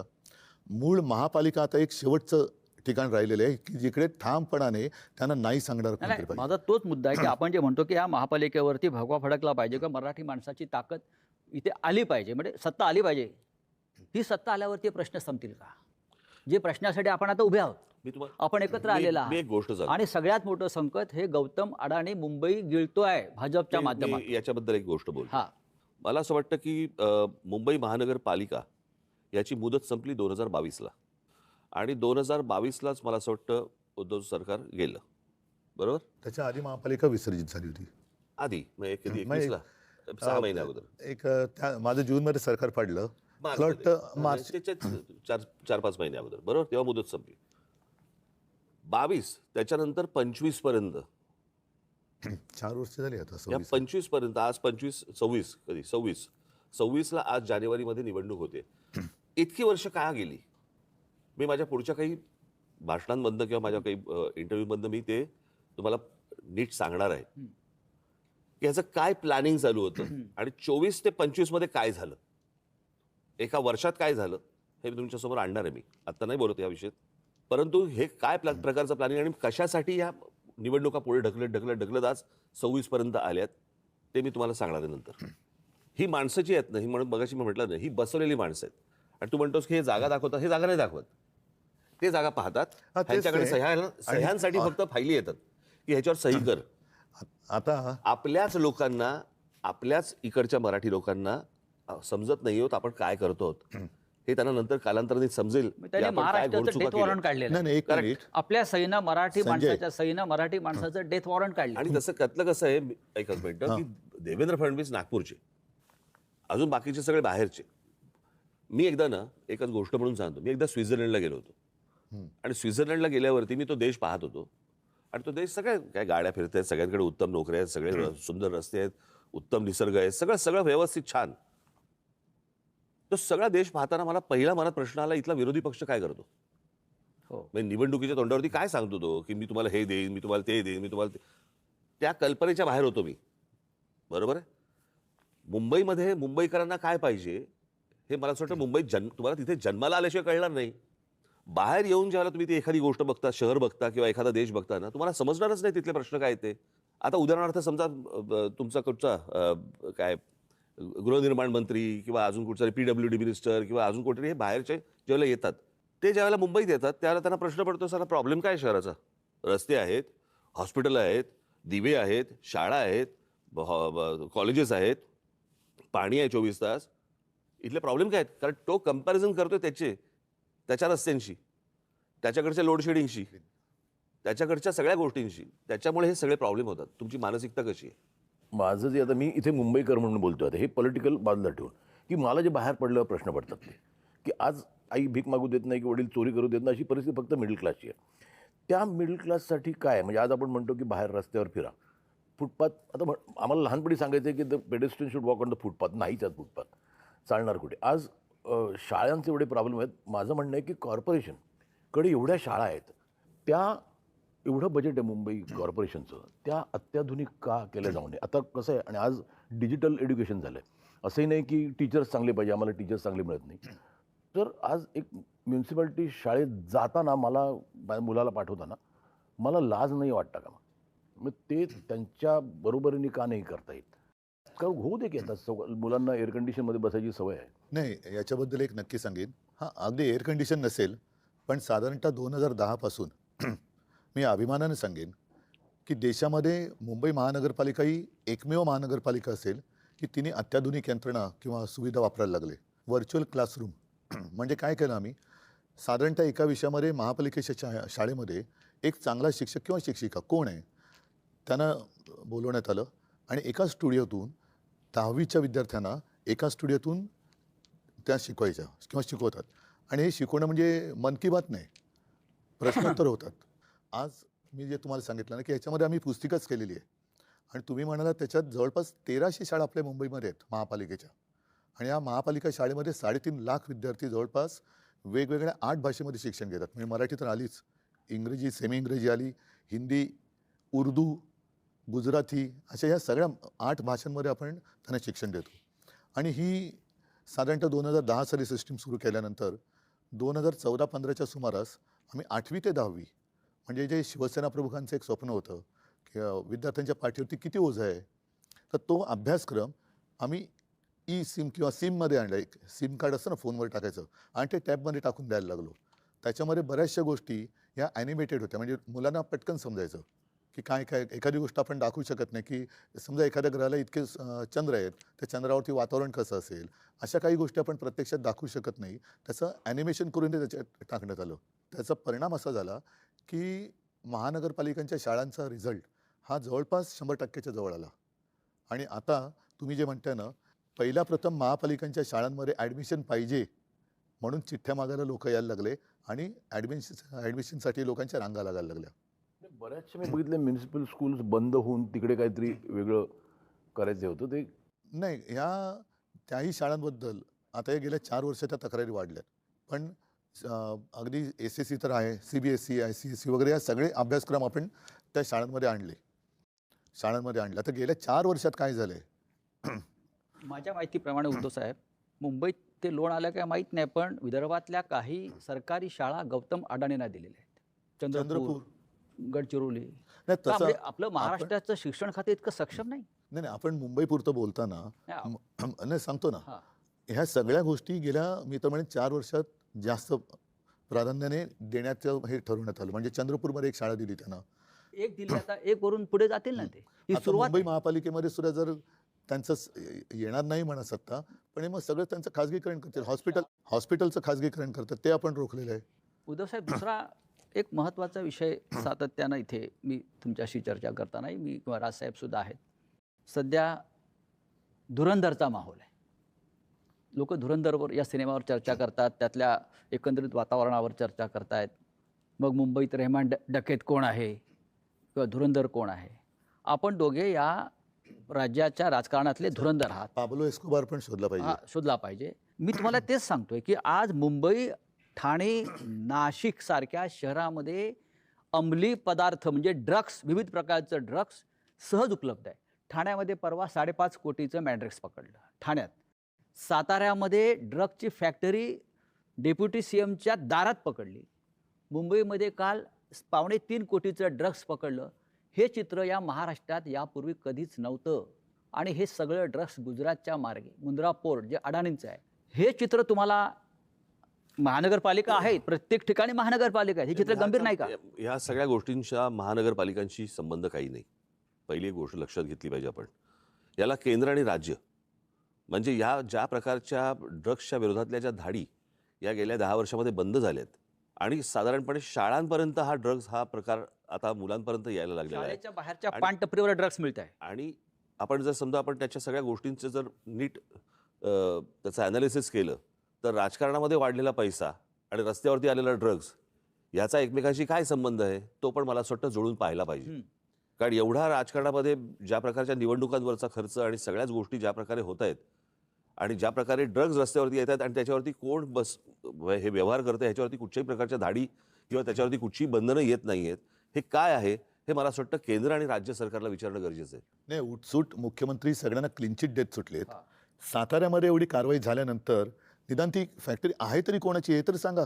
तिथे क्लीन चिट दिली ना. तिकडे पण म्हणजे त्यांच्यावरती जे आमच्यावरती आरोप करतायत ते ठीक आहे, तेवढंच त्यांना करता येतं. पण त्यांच्या बुडाशी काय जळतंय ते कधीतरी बघा ना. ते बूड जळून खाक झाल्यानंतर बघून काय उपयोग आहे?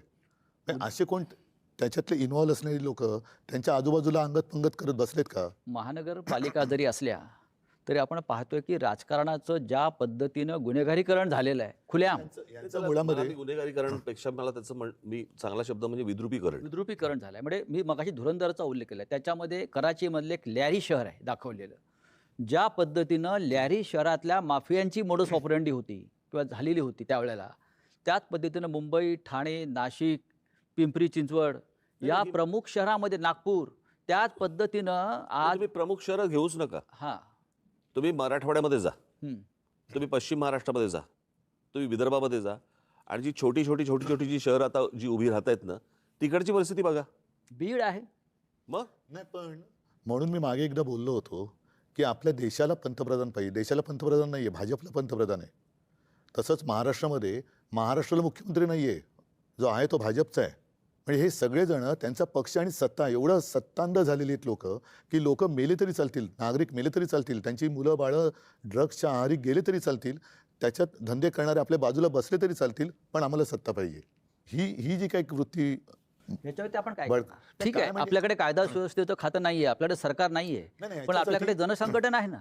जेव्हा ह्याच्यासाठी शेवटी काय आहे, जसं राज म्हणाल तसं की सत्ता हातात असणं गरजेचं आहे की जिकडे आपण कायदेशीर बंधनं, उद्या जाऊन तिकडे धाड टाकल्यानंतर यांचेच बगलबच्चे निघाले तर लोक आता गेल्या नगर परिषदेच्या निवडणुकीमध्ये मालवण वगैरे त्या भागात त्यांच्याच युतीतल्या मित्रपक्षाने त्यांच्या दुसऱ्या पक्षावरती धाड टाकली.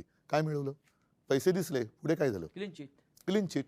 उपयोग काय? म्हणजे काय होतं, या सगळ्या गोष्टींना कुठेतरी बंधनं घालण्याला सुरुवात होण्यासाठी या महानगरपालिका आत्ता या क्षणाला खूप महत्त्वाच्या आहेत आणि लोकांनी त्यांचा राग, मला असं वाटतं हा जे सगळं महाराष्ट्रात चालू आहे हा इथे व्यक्त करणं गरजेचं आहे.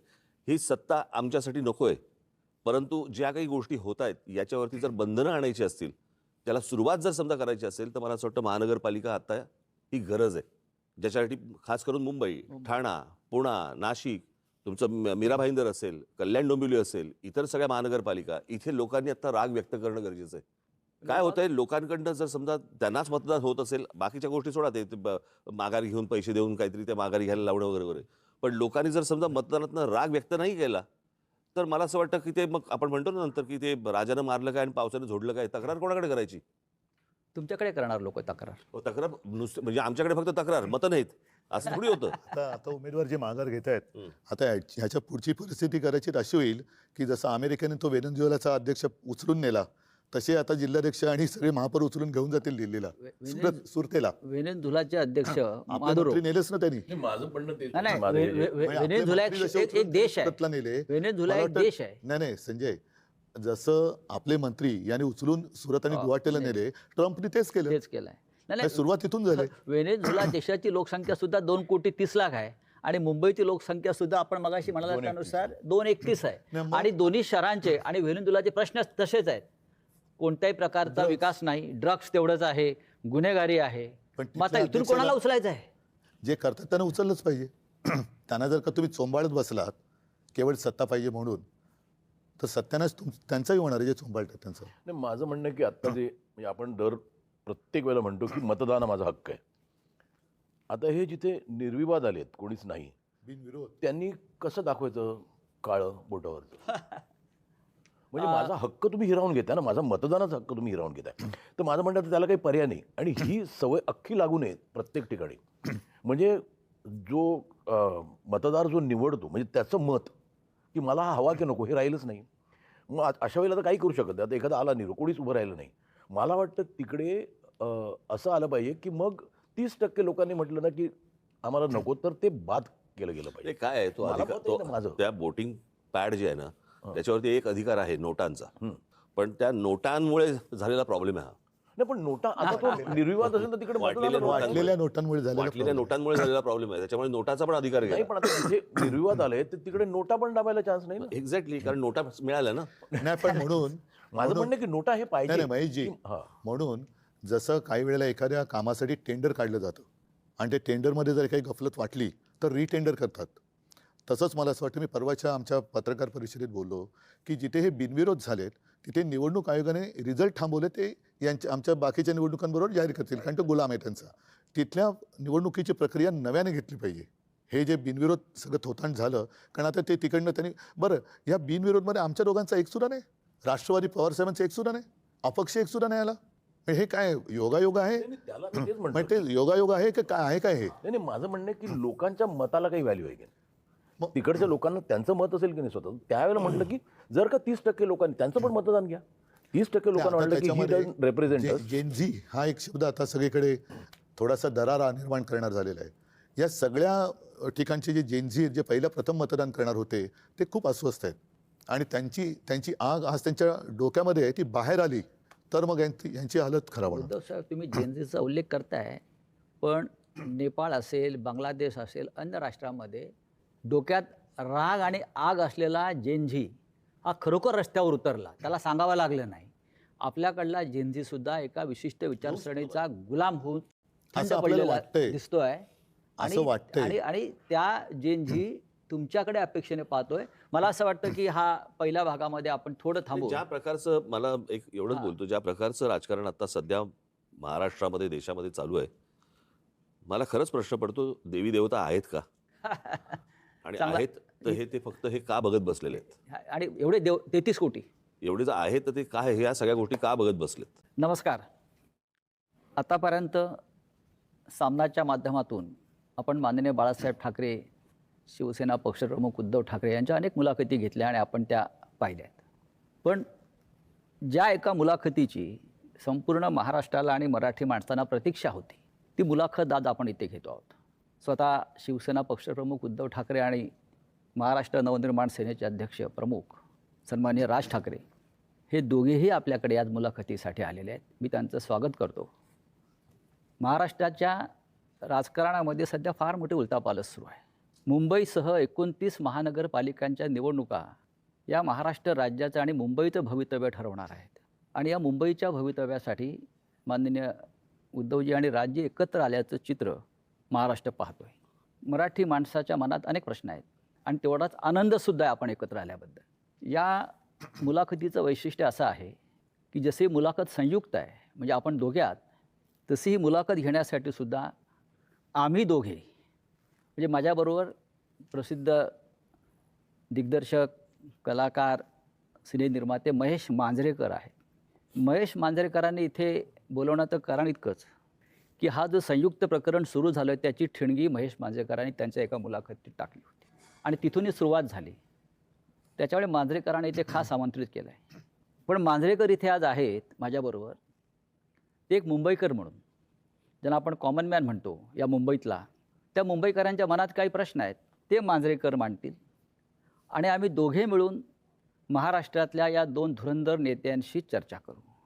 उद्धवजी आणि राजसाहेब आपण इथं आला त्याबद्दल मी आपले आभार मानतोच. बऱ्याच कालखंडानंतर म्हणजे म्हटलं तर 20 वर्षानंतर जे आपण वारंवार म्हणतो आहे, आपण एकत्र येऊन आपण मुंबईवर आणि महाराष्ट्रावर चर्चा करतो आहोत. महाराष्ट्र या क्षणाची वाट पाहत होता आणि महाराष्ट्राच्या मनातला हा कॉमन प्रश्न आहे आणि तो दोघांनी त्याचं उत्तर दिलं पाहिजे. थोडक्यात की महाराष्ट्राला 20 वर्ष वाट का पाहावी लागली. मला असं वाटतं काही गोष्टी का घडतात, कशा घडल्या, काय झालं, मला असं वाटतं या गोष्टी आता सोडून दिल्या पाहिजेत. आणि मी त्या दिवशी महेश मांजरेकरांच्या मुलाखतीमध्ये मी सांगितलं होतं की कुठच्याही भांडणापेक्षा आणि वादापेक्षा महाराष्ट्र मोठा आहे आणि आज संकट महाराष्ट्रावरती आहे, मुंबईवरती आहे, महाराष्ट्रातल्या अनेक शहरांवरती आहे आणि जे संकट आहे हे मराठी माणसाला समजलेलं आहे की काय प्रकारचं आहे आणि काय प्रकारचं राजकारण महाराष्ट्रामध्ये सुरू आहे. मला असं वाटतं की ती एकच गोष्ट ही या एकत्र येण्याचं सर्वात महत्त्वाचं कारण आहे. आज हा आमच्या अस्तित्वाचा विषय नाही आहे, आज हा महाराष्ट्रातल्या मराठी माणसाच्या अस्तित्वाचा विषय आहे. या विषयात अनेक वर्ष मी बोलतोय, उद्धवही बोलतोय या सगळ्या गोष्टींमध्ये, परंतु आज अशा एका वळणावरती ही निवडणूक आणि महाराष्ट्र येऊन उभा आहे की ज्याला आपण अभी नहीं तो कभी नहीं हे जे आपण नेहमी म्हणतो, तर ही परिस्थिती आज मुंबईवरती येऊन ठेपलेली आहे, ठाण्यावरती येऊन ठेपलेली आहे. खरं तर बघायला गेलं तर MMR रिजनवरती येऊन ठेपलेली आहे.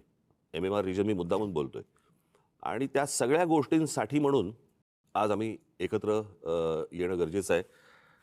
कारण आज नाही बरोबर आलो आणि आज या गोष्टींचा सामना नाही केला तर मला असं वाटतं महाराष्ट्र आम्हाला माफ नाही करणार. उद्धव साहेब, मला वाटतं राजसाहेबांच्या भावना मला असं वाटतं की राजने उत्तर जे दिले त्याच्यामध्ये एवढंच मी बोलेन, आम्ही दोन भाऊ एकत्र आलो आहे हा एक मुद्दा वेगळा आहे, भावनिक आहे. पण दोन भाऊ एकत्र येणं याचा अर्थ महाराष्ट्रातील प्रत्येक मराठी माणसाने एकत्र आलं पाहिजे. कारण महाराष्ट्र वाचवायचा असेल तर ठीक आहे, पक्ष, राजकीय मतं हे असतील, पण आपण मराठी आहोत, महाराष्ट्र आपला आहे आणि आपण जर एकमेकांमध्ये वेगळ्या चुली मांडल्या तर महाराष्ट्र तोडणारे त्यांची पोळी भाजून जातील. पण एक प्रश्न कायम सगळ्यांच्या मनात आहे गेल्या 50-55 वर्षापासून, तो आतापर्यंत. महाराष्ट्र वाचवण्यासाठी किंवा मुंबईसह महाराष्ट्राचं रक्षण करण्यासाठी शिवसेना प्रमुखांनी शिवसेनेची स्थापना केली आणि इतक्या वर्षानंतरसुद्धा म्हणजे संयुक्त महाराष्ट्राच्या लढ्याची उदाहरणं आपण नेहमी देतो, विशेषतः ठाकरे कुटुंब देत आलेलं आहे. मग राज्य असतील किंवा आपणही असाल की आतापर्यंत आपल्या प्रत्येक भाषणात हा विषय आला की संयुक्त महाराष्ट्र. तुम्हाला आत्ता या क्षणी संयुक्त महाराष्ट्राच्या वेळची परिस्थिती जाणवते का की त्यावेळेला जसा मराठी माणूस मुंबईसह महाराष्ट्र राहण्यासाठी एकवटला होता, तेच वातावरण तुम्हाला आता दिसतंय का? अर्थातच दिसतं. याचं कारण तुम्ही एक गोष्ट बघितली पाहिजे याच्यातनं की माननीय बाळासाहेबांनी या विषयावरती तर म्हणजे आपण ज्याला म्हणू आपण संयुक्त महाराष्ट्र समिती फुटली आणि त्याच्यानंतर 6-1 वर्षातच शिवसेनेची स्थापना झाली. परंतु जेवढे लोंढे किंवा जेवढे लोक आज महाराष्ट्रामध्ये येत आहेत, म्हणजे जर समजा तुम्ही आत्ता जर समजा तुम्ही बघितलं तर जवळपास रोज उत्तरेतनं 56 ट्रेन्स ह्या महाराष्ट्रामध्ये येतात रोज आणि भरून येत आहेत आणि रिकामे जात आहेत. आज जर समजा तुम्ही ठाणे जिल्हा, एक जिल्हा जर समजा पाहिलात, बरोबर आहे, ठाणे जिल्हा हा मला असं वाटतं जगामधला एकमेव जिल्हा आहे की जिकडे ठाणे, नवी मुंबई, कल्याण डोंबिवली, भिवंडी, वसई, मी आता पालघर वेगळा पकडत नाही आहे, तो आपण एकच होता तो आत्ता वेगळा झाला, परंतु पालघरमध्ये वसई, त्याच्यानंतर मीरा भाईंदर, त्याच्यानंतर वसई विरार आली, त्याच्यानंतर तुमची नवी मुंबई, अशा जवळपास 8-9 महानगरपालिका आहेत. आपण नीट जर समजा पाहिलं तर ह्याची सुरुवात, सगळ्या गोष्टींची सुरुवात होते ग्रामपंचायत, नगरपंचायत, जिल्हा परिषदा वगैरे, नगरपालिका, महानगरपालिका. आणि ह्या सगळ्या ज्या होतात महानगरपालिका, ह्या लोकसंख्येनुसार ह्या गोष्टी वाढत जातात. जर एखाद्या जिल्ह्यामध्ये जर समजा 8-9 महानगरपालिका जर समजा असतील, आज मुंबईमध्ये किती आहेत? 1. पुण्यामध्ये किती आहेत? 2. बाकीच्या सगळ्या जिल्ह्यांमध्ये काढून बघा, 1-1. ठाणे जिल्ह्यामध्ये 8-9 महानगरपालिका, याचा अर्थ बाहेरून येणाऱ्यांचे प्रमाण आणि तेच प्रमाण मुंबईमध्ये वाढणं. नुसतंच मुंबईमध्ये प्रमाण वाढणं नव्हे, ज्या प्रकारची दादागिरी, की अशा प्रकारची वाक्य कशी येऊ शकतात, की मुंबईचा महापौर आम्ही उत्तर भारतीय करणार, मुंबईचा महापौर आम्ही हिंदू करणार. हे कधीपासून सुरू झालं? मी गेले अनेक वर्ष ही गोष्ट सांगतोय, की माणसं नुसती येत नाही आहेत. हे फक्त रोजीरोटीसाठी येत नाही आहेत, हे आपापले मतदारसंघ बनवत आहेत.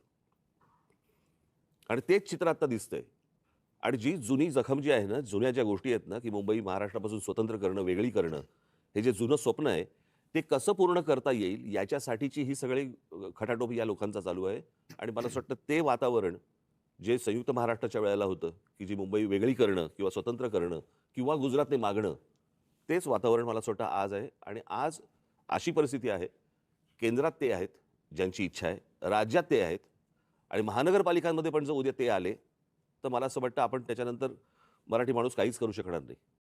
आणि ह्या सगळ्या गोष्टीकडे हतबलतेने पाहणं, हे मला असं वाटतं हे काही आमच्याकडनं होणार नाही. आणि म्हणून आम्ही एकत्र आलो.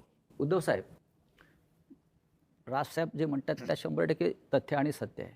पण मराठी माणूस जेव्हा जेव्हा भडकला, पेटला, तेव्हा महाराष्ट्रामध्ये परिवर्तन झालेलं आहे अनेकदा. मग सत्ता परिवर्तन असेल, सामाजिक परिवर्तन असेल, पण आजही त्या पद्धतीनं तुम्हाला मराठी माणूस पेटलेला दिसतोय का?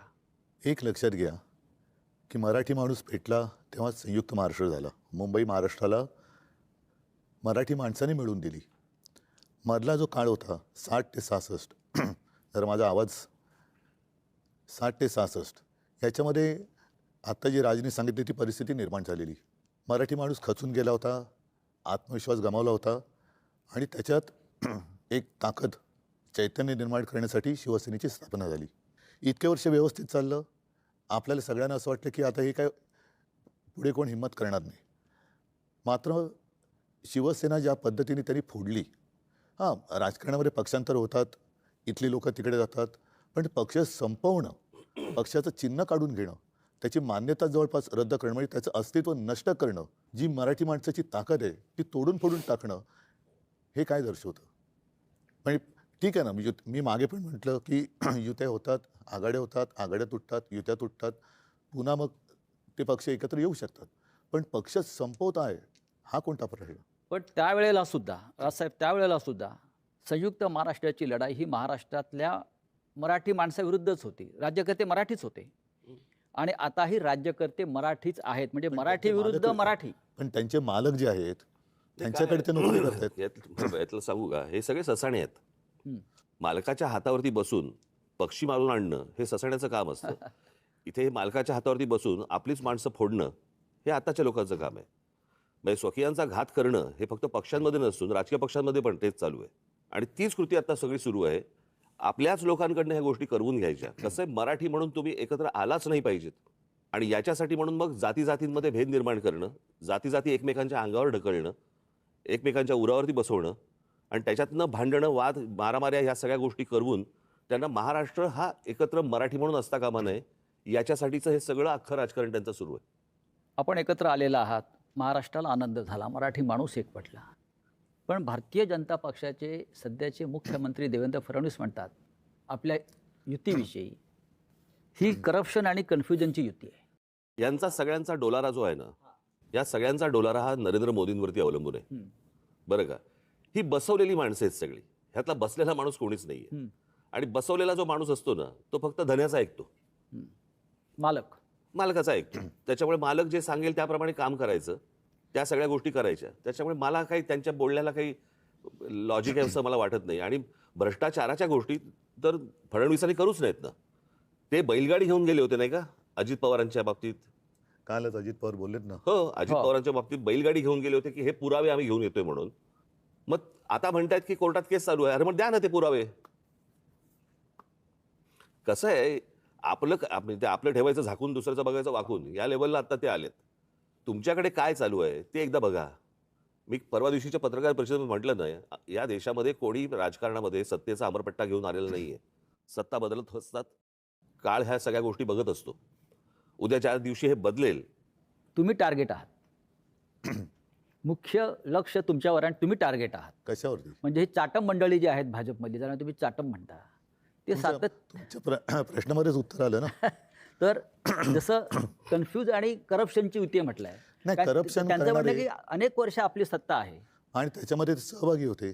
होय. नाही माझ्या मनामध्ये असा प्रश्न आहे की त्यांनी असा आरोप केलाय की 3 लाख कोटीचा भ्रष्टाचार झाला. महापालिकेत एवढे पैसे असतात नाही, मी सांगतो आणि जर एवढे पैसे असतील तर मग हे आमदार 50-50 कोटीला का पळून गेले? ते मला एकच मिनिटं. पहिली गोष्ट म्हणजे मला ना त्या गोष्टीबद्दल एक जरा बोलायचं आहे की तो जो एक चालू होतं ना, 50 खोके 50 खोके 50 खोके. मला असं वाटतं लोकांना नीट समजून सांगणं आवश्यक आहे. हे 50 खोके हा विनोदाचा भाग नाही. 50 खोके म्हणजे 50 कोटी रुपये झाले. 50 कोटी. 40 आमदार म्हणजे 2000 कोटी रुपये झाले. म्हणजे हो. 40 आमदारांचे 2000 कोटी हे कुठून आले? कसे आले? भ्रष्टाचारातून, घोटाळ्यातून. बरोबर की नाही? म्हणजे बँकेतनं लोन तर थोडं नाही. नव्हतं ना घेतलं. त्याच्यामुळे कुठच्या भ्रष्टाचाराबद्दल कोणी काय बोलावं? मला एक बेसिक आता 3 वर्षामध्ये कॉर्पोरेशनची इलेक्शन झालीच नाही. आज जो हे चालू आहे मुंबई, मग 3 वर्षात मुंबई धोक्यात नव्हती का जेव्हा इलेक्शन झालं? माझे एक मुंबईकर म्हणून मी आज जेव्हा घरातनं बाहेर पडतो ना, तर मला खरं सांगू तर मला लाज वाटते की माझी मुलं ह्या शहरात वाढणार आहेत. मी काही गोष्टी रेग्युलरली फॉलो करतो. आजचा एअर क्वालिटी इंडेक्स 183 आहे. ज्याचा आज मी भोगतोय. एक फुगा असतो की ज्याची कॅपॅसिटी एक आपण म्हणतो की तो एक पर्टिक्युलर ह्याच्यात तो फुटेल. तर जवळजवळ ह्या एका फुग्यात जवळजवळ त्याच्या 5 पट हवा भरलेली गेलेली आहे. माझा एक प्रॉब्लेम आहे की मुंबई डिकंजेस्ट कधी होणार? म्हणजे मी आता बाहेरचे लोंढे बोलतच नाही. एक मुद्दा सांगतो, विचारतो तुम्हाला. तुम्ही इतके वर्ष मुंबईत राहतात. माझा आणि राजचा जन्म मुंबईतला आहे. आज जेवढं प्रदूषण दिसतंय, हवेचा जो काही निर्देशांक वगैरे म्हणतोय प्रदूषणाचा, हा एवढा खराब कधी झाला होता का? ह्याचं कारण असं की आता यांची जी काय होर्डिंग्ज लागलेत, विकासाची गती नाही आहे, यांची विनाशाची गती आहे. नियोजन शून्य विकास हे याचं कारण आहे. कारण तुम्ही जे म्हणताय ना, एक तर आओ जाओ घर तुम्हाला, इथूनच पहिली सुरुवात होते. त्याच्यानंतर साधारणतः आपल्याला नेमकं आज हवंय काय? आज जर का तुम्ही पाहिलं तर सगळीकडे रस्ते खोदलेत. जिथे जाऊ तिकडे रस्ते खोदलेत. मोठमोठ्या इमारती उभ्या राहिलेल्या आहेत. विकासाच्या नावाने मेट्रो असेल, काही ठिकाणी पूल असेल, हवेत. पण ते एका वेळेला सगळं तुम्ही काढलं आहे आणि त्यावेळेला मुंबईच्या खर्चाचा ताळमेळ हा बसवला गेला पाहिजे. मी मुंबईकर म्हणून मी तुम्ही म्हणतो, आपण सगळेच मुंबईकर आहोत. तुम्ही जो कर भरता त्याच्यासमोर तुम्हाला काय मिळतं? प्रदूषण. म्हणजे विकास तुमच्याकडे काय फार मोठा रस्ता आम्ही छान केला आहे, सरळ तुमच्या घरापासून हॉस्पिटलमध्ये जातो रस्ता, याला मी विकास नाही म्हणत. हॉस्पिटल कमीत कमी असणं आणि आयुष्य चांगलं असणं हा विकास पाहिजे. माझं तर म्हणणं आहे विकास नको आता. नाही, ही विकास मानसिकता करण्याच्या लायकीची राहिलेली मानसिकता नाही. का झाली? कारण नियोजन शून्य विकास. आम्ही सुद्धा आज आमची जी होर्डिंग लागलेत, मी 12 पासून लावतोय होर्डिंग. होय, हे आम्ही केलं आणि त्याच्याबद्दल मला अभिमान आहे आणि मला असं वाटतं मुंबईकरांना अभिमान आहे. मग त्याच्यामध्ये शाळेचा दर्जा असेल, पाण्याचा दर्जा असेल, किंवा आता कोस्टल रोड झालेला आहे. कोस्टल रोडसुद्धा आपण केलेला आहे. पण वाटेल तिकडे, जसं आता मी कलानगरला राहतोय, वेडेवाकडे उड्डाण पूल, आता तिकडे आणखीन एक वॉकर ब्रिज करतायत. कोणासाठी करताय? कशासाठी करतायत? आणि संपूर्ण धुळीचं आणि सिमेंटचे कण आपल्या फुफ्फुसामध्ये जात आहेत. मी तेच म्हणतो की आता विकास करण्यासाठी जागा नाही राहिली मुंबईला. म्हणजे कार्बन डायऑक्साईडचं प्रमाण 1 किलोमीटर मागे Mumbai is the highest in the world. म्हणजे आपण जो श्वास घेतो त्याच्यातनं आपण कार्बन ऑक्सिजन याचं मूळ कारण असं आहे की एक तर चाललेल्या काय ज्याला विकासाच्या नावाखाली ज्या काही गोष्टी सुरू आहेत त्या, आणि दुसरं म्हणजे मुंबईमध्ये, ठाण्यामध्ये, पनवेलमध्ये, नवी मुंबईमध्ये तुम्ही जर सगळीकडे आपण जर गेलो, प्रचंड मोठ्या प्रमाणावरती रिडेव्हलपमेंट सुरू आहेत. झाडं तोडतायत, झाडं तुटतायत, रिडेव्हलपमेंट सुरू आहे. डोंगर कापतायत. आणि काय होतं की ह्या सगळ्या ह्याच्यामध्ये आपल्याकडे ना डीपी बनतो पण टाउन प्लॅनिंग होत नाही. मी माझी काही भाषणं दाखवली की जी साधारणपणे 2008ची वगैरे भाषणं आहेत, 2009ची भाषणं आहेत, की ज्यावेळेला मी पुण्यात जात असे आणि पुण्यातले माझी भाषणं आहेत की मुंबई खराब व्हायला एक काळ लोटला. पुणे ते बघणार नाही, पुणे लवकरात लवकर बर्बाद होईल. नाही, मी पुण्याला शिफ्ट झालेलो की मध्ये असं विचार केला मुंबई कंजेस्टेड, पुण्याला शिफ्ट झालो. नाही, पुणे तर पण बर्बाद. 6 महिन्यात परत मुंबईला आलो मी. आणि म्हणजे काय माझं म्हणणं, आता लोंढे आले राहू दे की आता मुंबई करत आता आले. आता तरी थांबवायची गरज आहे. दोन्ही गोष्टी मूलभूत ज्या गोष्टी आहेत ना, जसं मी काही बातम्यांचे काही घेऊन आलेलो आहे. आता मुंबईमध्ये कांदळवन आहेत. कांदळवन साधारण कुठे होतात? समुद्र आणि खाडी जिकडे असते तिकडे. नाही, म्हणजे त्यांना समजेल असं म्हणजे मँग्रोव्ज. मँग्रोव्ज. मला माहिती आहे. हां, म्हणजे मराठीत सांगायचं तर मँग्रोव्ज. तर विकासाच्या नावाखाली ते मँग्रोव्ज कापणार. आता साधारणतः एक कायदा असा आहे की जेवढी झाडं तुम्ही तोडाल तेवढी झाडं तुम्ही लावली पाहिजेत. आता मुंबईची मँग्रोव्ज जी समुद्र किनारपट्ट्यावर आहे ती कापल्यानंतर तोडल्यानंतर तुम्ही कुठे लावली पाहिजेत? तुम्ही पुण्याला गेलात, चंद्रपूरला गेलात, मुंबईतल्या कांदळवनाची भरपाई हे चंद्रपूरला करणार. ह्या विकासाचा कसा काय उपयोग होणार आपला? आता सुद्धा मी 2017चा माझा महापालिकेचा वचननामा पाहिलात तर मुंबईला पाण्यासाठी गारगाई आणि पिंजाळ ही 2 धरणं आपण बांधायचं वचन दिलं होतं. कर्मधर्मसंयोगाने मी मुख्यमंत्री झालो आणि म्हटलं आता दिलेलं वचन पाळलं पाहिजे म्हणून मी त्याचं प्रेझेंटेशन घेतलं. तेव्हा माझ्या लक्षात एक धक्कादायक गोष्ट आली की गारगाई आणि पिंजाळ करायचं असेल तर जवळपास 6-1 लाख झाडं कापावी लागतील. म्हणजे जंगल पूर्ण नामशेष करायचं. साधारणतः ज्याला कॅचमेंट एरिया म्हणतो तिकडे हा सगळा पाऊस पडतो, तो एरिया तुम्ही नष्ट करणार म्हणजे पर्यावरण खतम करणार. आता ते खतम केल्यानंतर जो काही खर्च होणार तो खर्च केल्यानंतर आपण पुन्हा पावसावरती अवलंबून राहणार. परत तेही पाणी आपल्याला उद्या जाऊन कमी पडणार कारण तुम्ही म्हणता तसं दुसऱ्या बाजूनी लोंढे येतच राहणार. त्याला पर्याय म्हणून आम्ही समुद्राचं पाणी हे पिण्यायोग्य करण्याचा प्लांट मी मुख्यमंत्री असताना पायलट प्रोजेक्टला गोहेड दिला होता. आणि हा पायलट प्रोजेक्ट आत्ता कालच्या डिसेंबरमध्ये पूर्ण झाला असता. त्या पायलट प्रोजेक्टमधनं आज तानसातनं जेवढं पाणी दर दिवशी मिळतं 400 MLD तेवढं पाणी आपल्याला मुंबईकरांना त्या समुद्रापासून कालच्या डिसेंबरमध्ये उपलब्ध झालं असतं. त्यांनी तो प्लांट बाजूला टाकला आणि कॉन्ट्रॅक्टरसाठी परत एकदा गारगाई पिंजाळला हात घातला.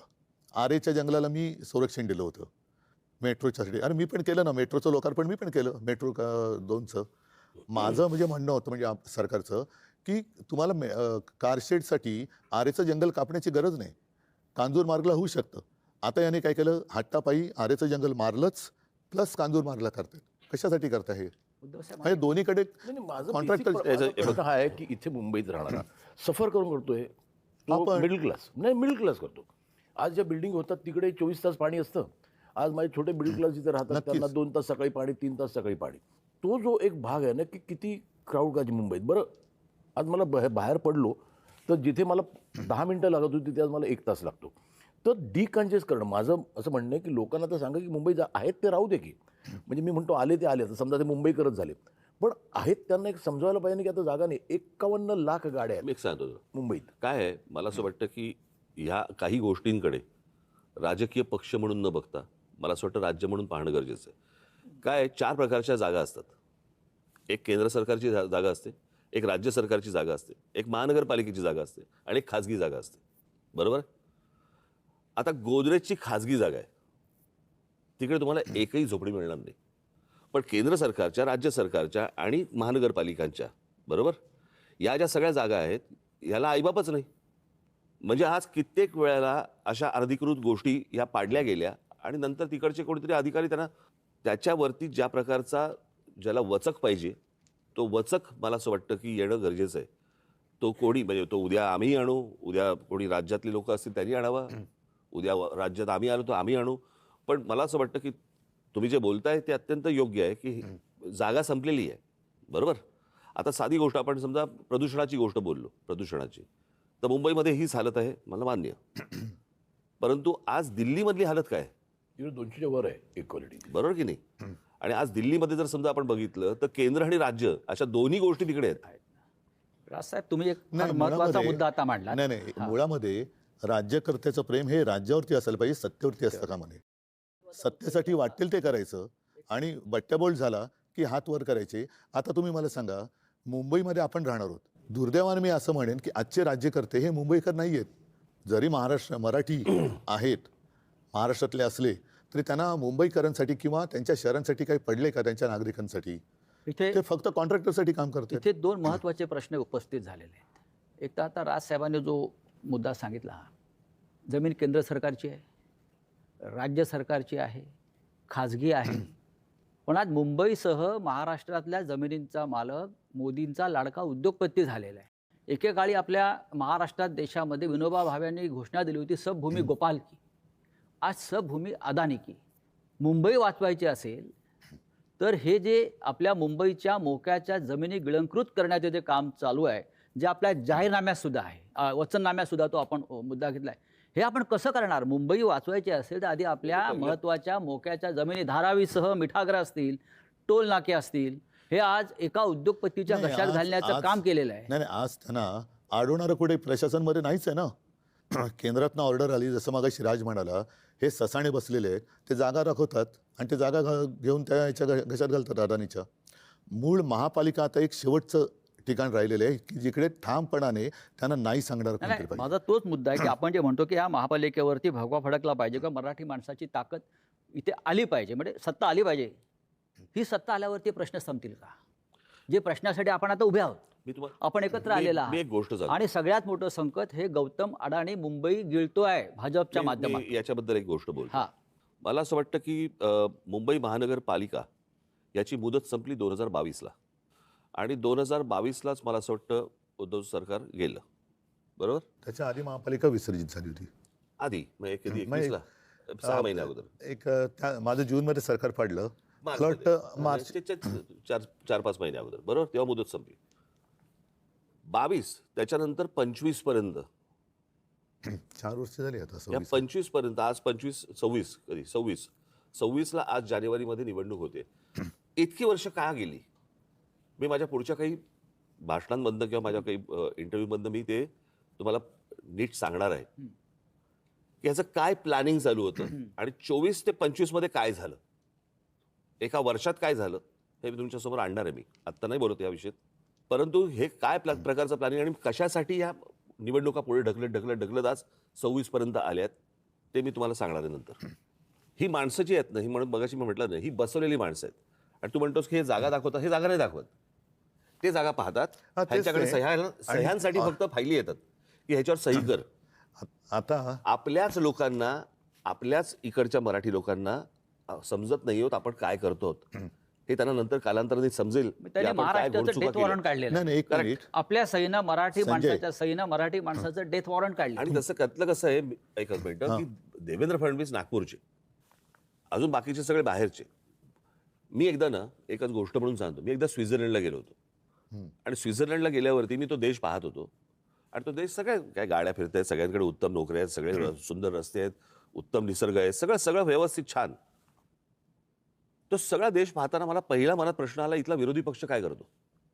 हो. म्हणजे निवडणुकीच्या तोंडावरती काय सांगतो तो की मी तुम्हाला हे देईन, मी तुम्हाला ते देईन, मी तुम्हाला त्या कल्पनेच्या बाहेर होतो मी, बरोबर आहे? मुंबईमध्ये मुंबईकरांना काय पाहिजे हे मला असं वाटतं मुंबईत तुम्हाला तिथे जन्माला आल्याशिवाय कळणार नाही. बाहेर येऊन ज्यावेळेला तुम्ही ती एखादी गोष्ट बघता, शहर बघता किंवा एखादा देश बघता ना, तुम्हाला समजणारच नाही तिथले प्रश्न काय आहेत ते. आता उदाहरणार्थ समजा तुमचा कुठचा काय गृहनिर्माण मंत्री किंवा अजून कुठचा PWD मिनिस्टर किंवा अजून कुठेतरी हे बाहेरचे ज्यावेळेला येतात, ते ज्यावेळेला मुंबईत येतात त्यावेळेला त्यांना प्रश्न पडतो, सर प्रॉब्लेम काय शहराचा? रस्ते आहेत, हॉस्पिटल आहेत, दिवे आहेत, शाळा आहेत, कॉलेजेस आहेत, पाणी आहे 24 तास. इथले प्रॉब्लेम काय आहेत? कारण तो कंपॅरिझन करतोय त्याच्या रस्त्यांशी, त्याच्याकडच्या लोडशेडिंगशी, त्याच्याकडच्या सगळ्या गोष्टींशी. त्याच्यामुळे हे सगळे प्रॉब्लेम होतात. तुमची मानसिकता कशी आहे? माझं जे आता मी इथे मुंबईकर म्हणून बोलतो आता, हे पॉलिटिकल बाजूला ठेवून, की मला जे बाहेर पडल्यावर प्रश्न पडतात ते, की आज आई भीक मागू देत नाही की वडील चोरी करू देत नाही, अशी परिस्थिती फक्त मिडल क्लासची आहे. त्या मिडल क्लाससाठी काय, म्हणजे आज आपण म्हणतो की बाहेर रस्त्यावर फिरा, फुटपाथ. आता आम्हाला लहानपणी सांगायचं की the pedestrian should walk on the footpath. नाहीच आहेत फुटपाथ, चालणार कुठे? आज शाळांचे एवढे प्रॉब्लेम आहेत. माझं म्हणणं आहे की कॉर्पोरेशनकडे एवढ्या शाळा आहेत, त्या एवढं बजेट आहे मुंबई कॉर्पोरेशनचं, त्या अत्याधुनिक का केल्या जाऊ नये? आता कसं आहे, आणि आज डिजिटल एज्युकेशन झालं आहे. असंही नाही की टीचर्स चांगले पाहिजे, आम्हाला टीचर्स चांगले मिळत नाही. तर आज एक म्युन्सिपाल्टी शाळेत जाताना मला माझ्या मुलाला पाठवताना मला लाज नाही वाटता का? मग ते त्यांच्या बरोबरीने का नाही करता येत? कारण होऊ दे की आता मुलांना एअर कंडिशनमध्ये बसायची सवय आहे. नाही, याच्याबद्दल एक नक्की सांगेन. हां, अगदी एअर कंडिशन नसेल, पण साधारणतः 2010 पासून मी अभिमानाने सांगेन की देशामध्ये मुंबई महानगरपालिका ही एकमेव महानगरपालिका असेल की तिने अत्याधुनिक यंत्रणा किंवा सुविधा वापरायला लागले. व्हर्च्युअल क्लासरूम म्हणजे काय केलं आम्ही, साधारण